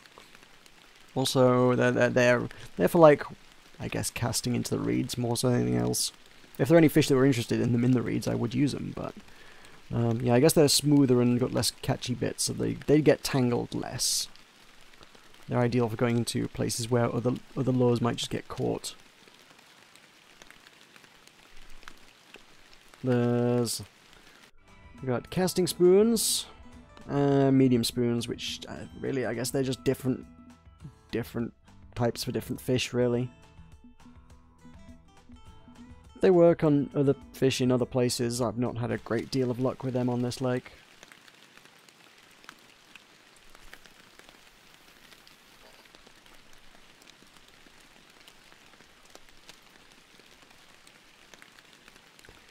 So, I suppose worth asking at this stage, because weirdly I seem to have had more people interested in watching this than I have had on other non-fishing games in recent history, is like, are people like weirdly extra interested in fishing compared to other things that I do, or people here out of morbid curiosity, or do people want more Fishing Planet? Is that where we're at? Am I about to like establish a new niche where I am the fishing channel on YouTube? People are going to stick with me for the next 2 years as I go from fishing noob to fishing master.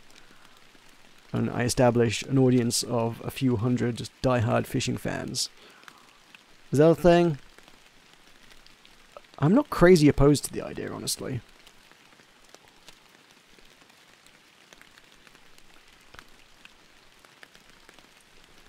Even when I'm level 40 and, you know, landing unique giant marlins and stuff, I bet people will still come into my chat every day and be like, "You're fishing wrong. That's not how you catch a marlin. Here's how you catch a marlin. You need a slop spoon for a marlin."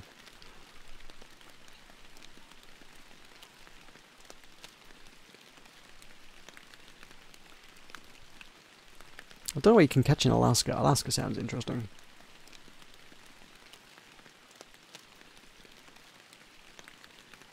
Maybe we should buy an Alaska pond pass one day and check out Alaska. And then find that I can't catch anything in Alaska.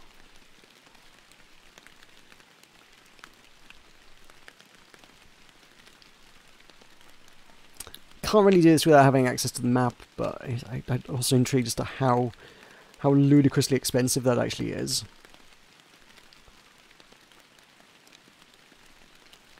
And whether you could remotely justify it. I mean, presumably the fish there must be valuable to justify the cost of it as well.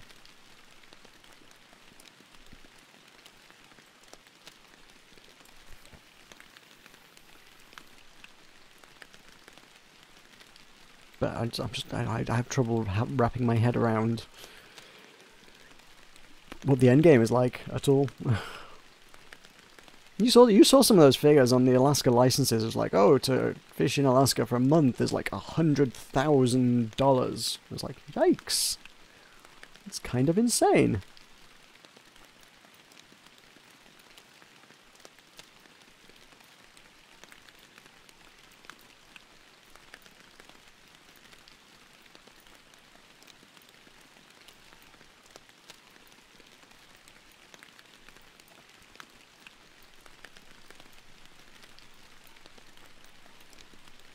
One tiny thing of note in relation to the whole dev sent me the DLC thing. It comes with 7 days of premium, that particular DLC pass. However, was there a fish down there? Was there a fish? Did I almost get something? It looked like something jumped out of the water after it, basically. I thought. Yeah. The DLC activates the first time you log into the game after activating the Steam key. I a little bit regret activating that Steam key when I did. It's kind of why I'm streaming now. I'm like, I feel like I need to justify having used this key now. Because, yeah, I'd like to have been able to use that at my leisure. Because as I've said, I would like to get a big, okay, medium-sized group stream thing together with some of the people I know on YouTube and Twitch to do fishing together and spend a day fishing. And they sent me multiple keys, so I've got some keys for other people as well. Anybody who decides that, yes, spending several hours of my day fishing with you seems like a good use of my time. So if you know anybody who's into fishing games, send them my way. Or as anyone who's into streaming fishing games.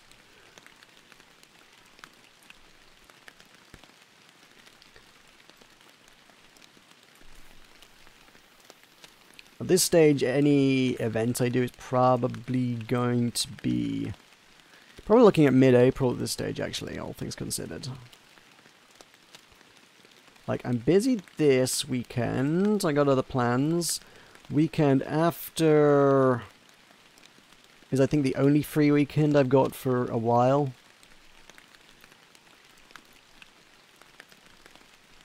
Yeah.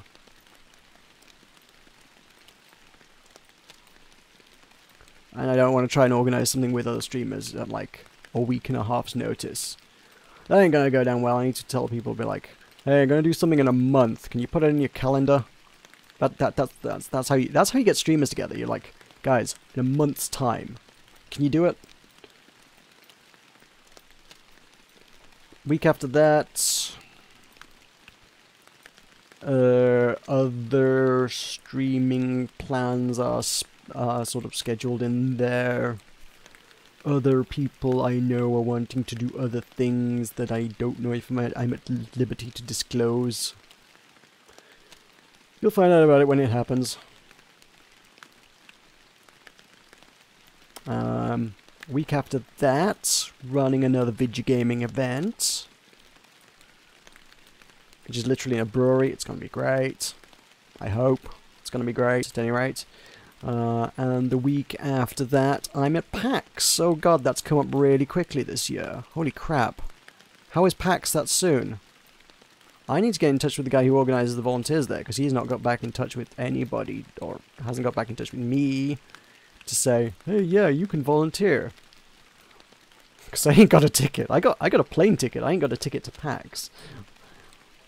I usually just, like, work for the Indie Mega booth to get my pass, because it's impossible to buy a pass because they are so highly in demand. Your only way in is to be extraordinarily lucky, or to work there. My option is usually like, I'm going to work there. If I sacrifice a few hours of my time helping out cool indie devs, you guys can give me a pass into the building in exchange, so that I can actually get into the building. In spite of having done it for the last 5 years for them. Is it 5? Let me count the lanyards hanging on my wall. 1, 2, yeah, 5. Last... No, 6? 1, 2, 3. I've been to PAX 6 times, I've volunteered 5 times.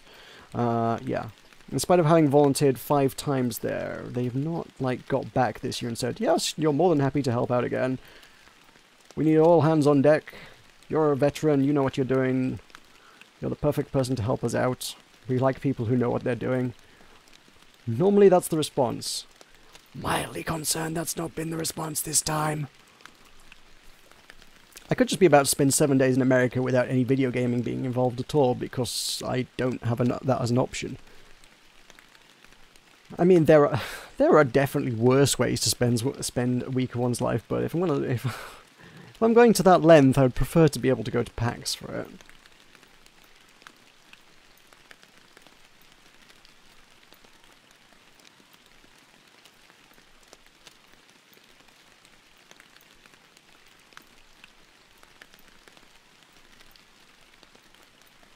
Then once I'm back from PAX, I'm free, so I figure, like, maybe not straight up the weekend I get back from PAX, but the week after that might not be a bad time to sort of do the, at that point, a month and a half overdue 3,000 subscribers celebratory live stream fishing thing. Why not? Why the devil not? Lucky Purple's not being so lucky anymore. I told you all the luck had gone. I need a new lucky lure, guys. Which lure's lucky?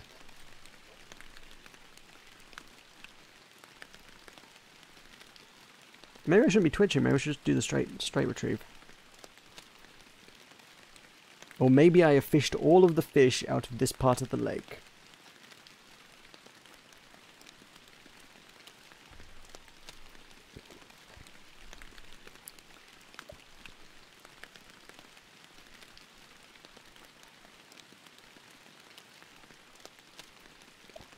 I know that at this stage it's, like, straight up not going to happen, but a really nice way to end proceedings would be to reach a point where I've filled the fish cabin S for the day. I've got 25 kilos and some of trophies to be able to bring back and cash in.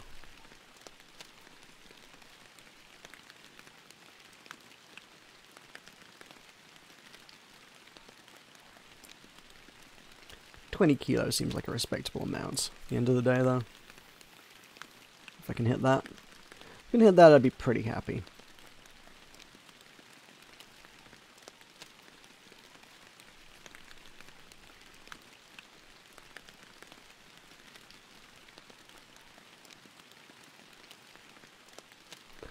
Maybe it's getting too late in the day. Maybe the walleye have stopped biting, gone into hibernation, gone for brunch. Gone for mimosas. I believe that's what walleye do around 10 AM.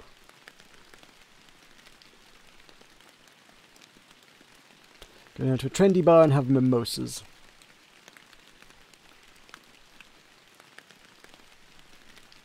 Maybe that's just in California. I believe that is a hot thing in California. I've been led to understand this. That's all they do in California, sit around drinking mimosas. Don't do anything productive.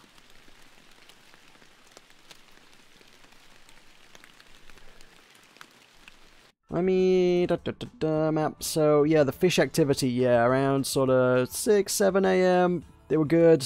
By 10 o'clock, it's sort of dying down a bit. I mean, it's never gonna like complete. It's more sort of generally pretty even across the day. It's not really dying down, but it doesn't have quite the same peaks. If we were to look further ahead, you can see sort of day 2. I don't know. I don't know what kind of. I guess that's a sunny day pattern. They seem to fall into like 3 patterns. This sort of fairly even, overcast, rainy kind of day. Oh, that's just cloudy. That's just a cloudy. It's like early morning and evening, but middle of the day they go quiet on a cloudy day. But on a sunny day they come out around mid-afternoon. Then the nighttime patterns, I don't know what they're. I've not really gone fishing at night anyway. As long as it stays raining today, that's fine by me. I thought it was supposed to stop raining. It has not stopped raining. I'm glad the weather forecast was wrong. Also, if the weather forecast can be wrong, that's also a wonderfully nice touch that they added to the game. I was like, yes, you can get the weather forecast before you go on a trip, but the weather forecast might not be right. If that's actually a thing, I love it.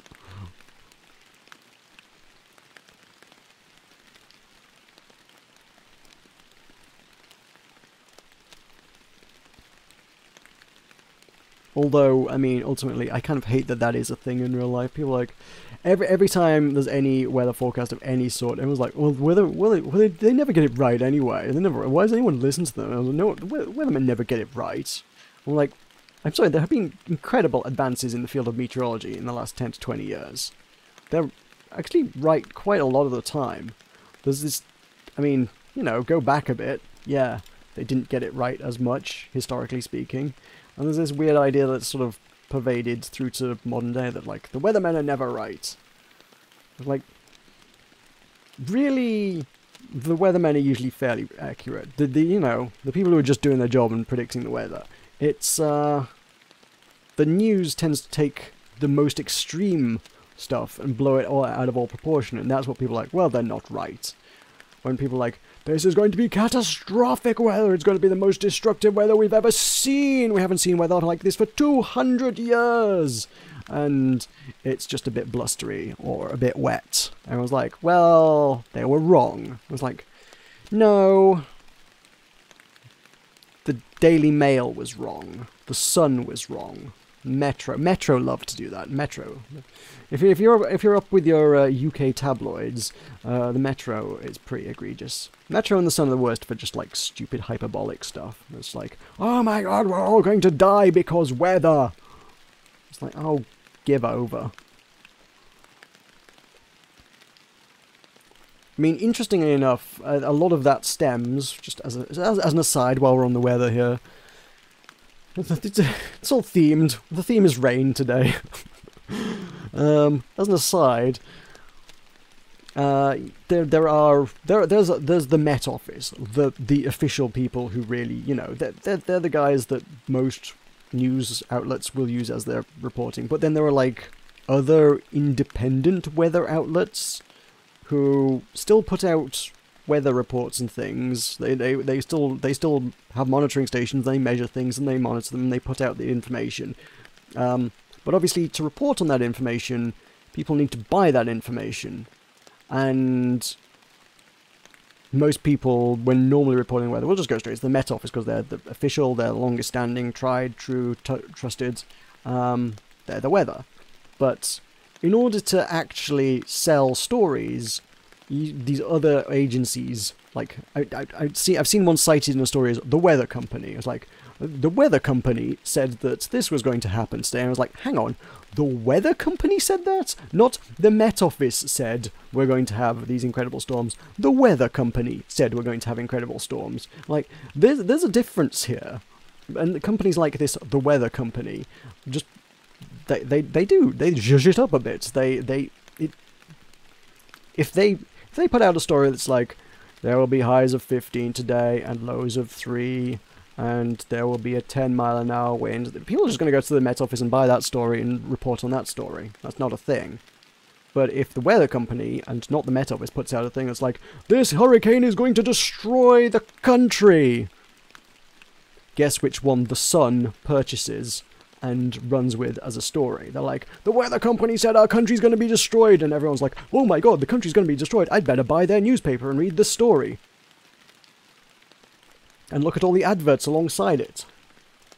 Weather Company gets a sale on their story, Sun gets a lot more circulation, advertisers get a lot of revenue, and clickbait. It's clickbait. The weather news cycle is driven by clickbait. This is a fact that should surprise literally nobody. But there you go. That's how that works. That is my understanding of how that works at any rate. Why are we not catching anything? Where have all the walleye gone? Oh my god. I've been casting and straight retrieving pretty much for 10 minutes. Have I been straight retrieving? I've been mindlessly fishing, honestly. I've been mindlessly fishing and ranting about the news for 10 minutes and caught nothing in that time. You know, I'm gonna go back into the reeds. I'm going after my pike again. That's what I want.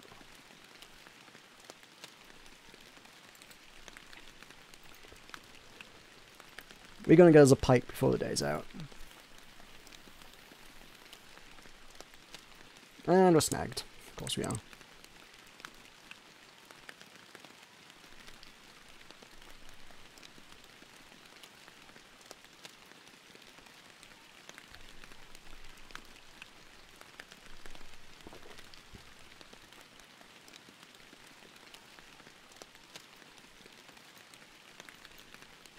Nothing? No pike biting? No? Nothing? Fine.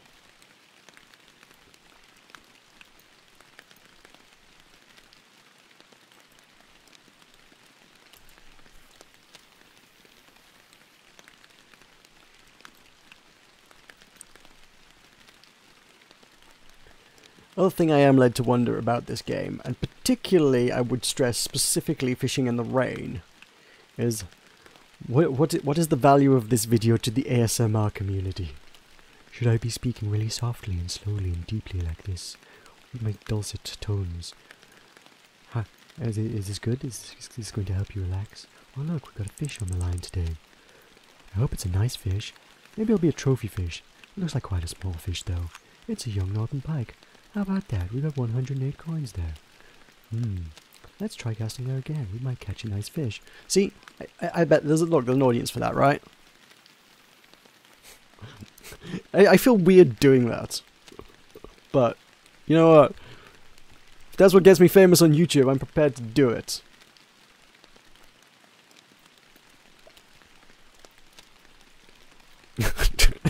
Somebody literally stopped watching because I started doing that. That's brilliant. Nope, okay, ASMR is not the way forward. I have learned this. How about I do ASMR? Viewer count drops. Yeah. Trophy! Yeah! That's less. I'll grant you the mouth trumpet is less ASMR. That is a trophy grass pickerel. Do, do, do, do, do, do, do. It's still not worth very much money, but it's a big one. Keep it. Keep it. Yeah, we keep it.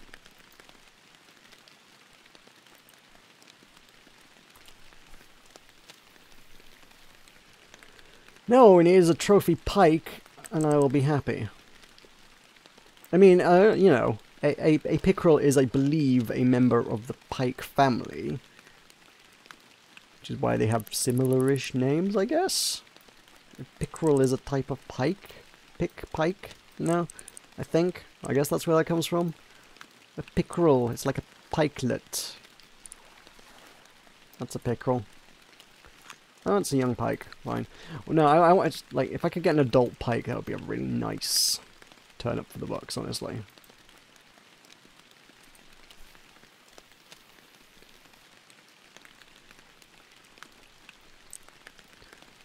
We're, like, closing in on the sort of 2-hour mark.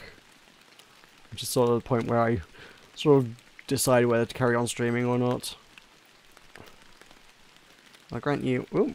Oh, was that a bite? Was that a bite? I did a really weird, like, huge Yankee thing there or something bit, so that was good. Cool. If I could just get, like, a good old adult pike, or heaven help me, a trophy pike. I don't think I can carry a trophy pike, but... Chain pickle is good. Chain pickle, I haven't got one of those today. That's a new one for today. That's cool. They're worth a bit more than grass pickerel. A little bit bigger, a little bit more valuable. They're good. Yeah, if I could get a pike, a full-grown pike or trophy pike. The trophy pike may be a little too optimistic for anyone's money, really. But yeah, a regular adult pike would be good, and then I could retire happy with a lot of money for the day. Pickerel are at least bringing us closer to the 20 kilos mark. Hey, come on, come on, come on. I got you. What are you? What are you? What is that? Oh, perch. Get out of here, perch. They're not worth a lot, really.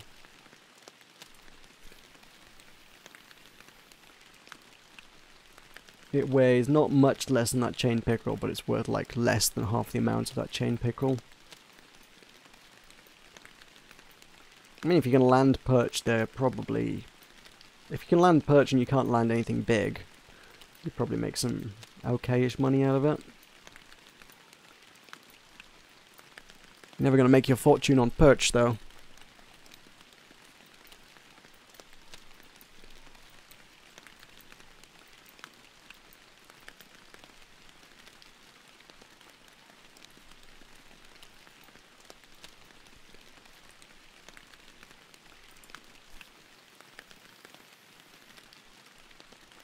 Snagged every time. Wink.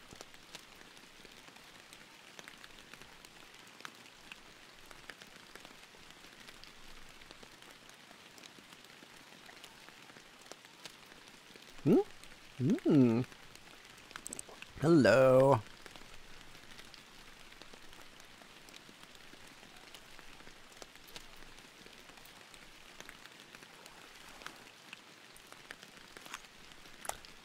Perch. Let's try right over there in this grass.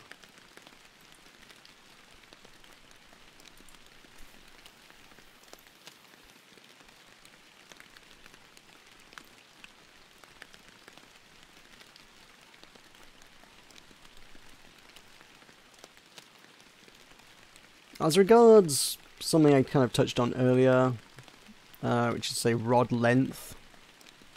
Phrasing. I guess the one thing you... Oop, hello. Was that a snag or was that a bite? That was a snag. I guess the one thing you can kind of do is like, oh, I can guide my retrieve over this side or over this side with a longer rod. If I've got like a 5 meter fishing rod, I can, like, pull it further to the left or to the right than I can with a 2-meter fishing rod. That's a pike. Pikes are okay.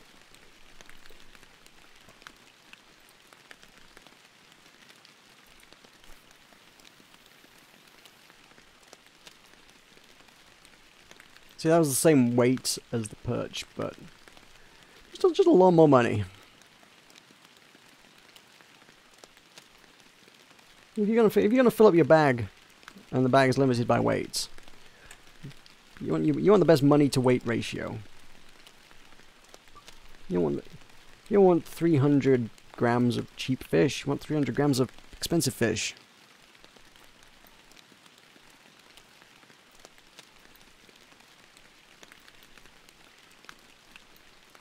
Also worth noting, and worth touching on for American audiences, the game does have an imperial or metric units thing that you can switch in the options. Which, while these spoons are in what seem to be odd increments, it's 7 grams, 14 grams, 21 grams, 28 grams. Yeah, it's supposed to be 1/4 of an ounce, 1/2 an ounce.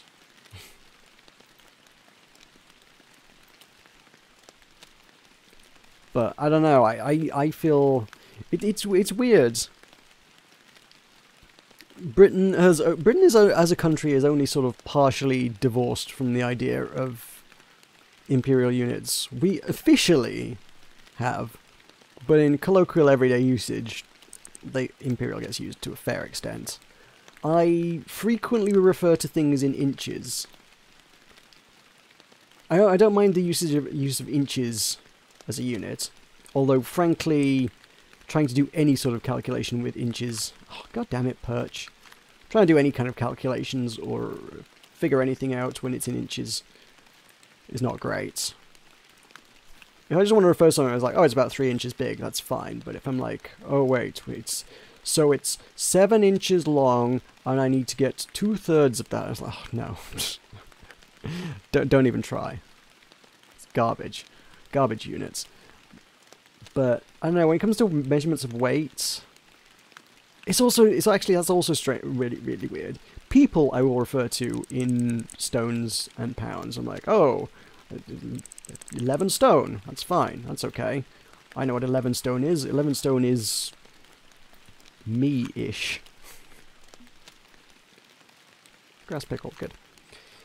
But then if it comes to like cooking, it's like, oh, you need 7 ounces. I'm like, what's 7 ounces? How much is an ounce? I don't know how much an ounce is. So, like, when it comes to fish here, I'm like way more comfortable like getting the units in kilos. I'm like, I know how much a kilo is. It's about a bag of sugar. I know kilos. I recognize kilos. If it said, oh, it's a 2 1/4 pound fish, I'm like, I don't know how big that is. How much is 2 1/4 pounds? That's not a... Oh. Units are weird. Imperial system's weird. I think everybody everywhere would just be more comfortable if the imperial system just didn't exist. You couldn't complain about it if it didn't exist. If everybody just stopped using it, we'd have to convert and everything would be fine. I mean, yes, for a little while I would feel weird about referring to people in kilos rather than stones, and referring to things in millimeters or centimeters rather than inches. Take a small amount of adjustment, but realistically, I think the gains would be useful. Because God knows I use metric for like 90% of the stuff I do. The only reason that other 10% involves imperial is only simply because it's so friggin' ingrained in our culture. If I'd been raised right from the bat to always refer to the weights of people in kilos and never in stones, and to refer to the measurements of smallish objects in millimeters or centimeters rather than inches, I wouldn't think twice about it. It's only because like it's habit is what it is. It's just habit. Habit is the only reason the imperial system continues to exist. Man, this is turning into a really ranty video. I'm just ranting about everything. I just need to make a series. There's Meroka fishes and rants.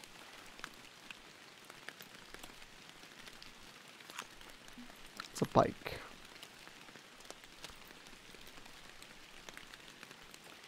I'm having a lot more luck capturing the pike than the walleye at this stage now, aren't I? And perch to some extent, I suppose. Because my log over there is just like pike, pike, pickerel, pike, pickerel, pike, pickerel, perch, perch, pike, pickerel. It's been so long since we've seen a walleye. Not that I could possibly expect to catch any over there in the reeds, but... Ooh, hang on, hold the phone. I mean, I've been... Speaking of zoning out and mindlessly doing things, like I was earlier, I had been kind of mindlessly just pulling in the pickerel from the reeds, but this is putting up a... Oh, my. Oh, my. Oh, God, well, I'm losing this guy. Oh, jeez, this is a fight. Ooh, this guy's stripping some line. Oh my god. This one's a good one, it's a good one, it's a good one. As long as it doesn't get away. Oh my god. How far's it going? Where are you going, fish? Come on back here.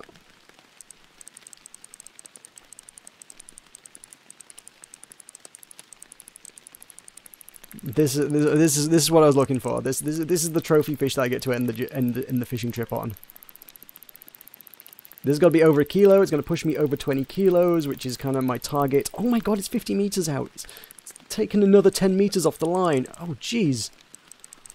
Come on.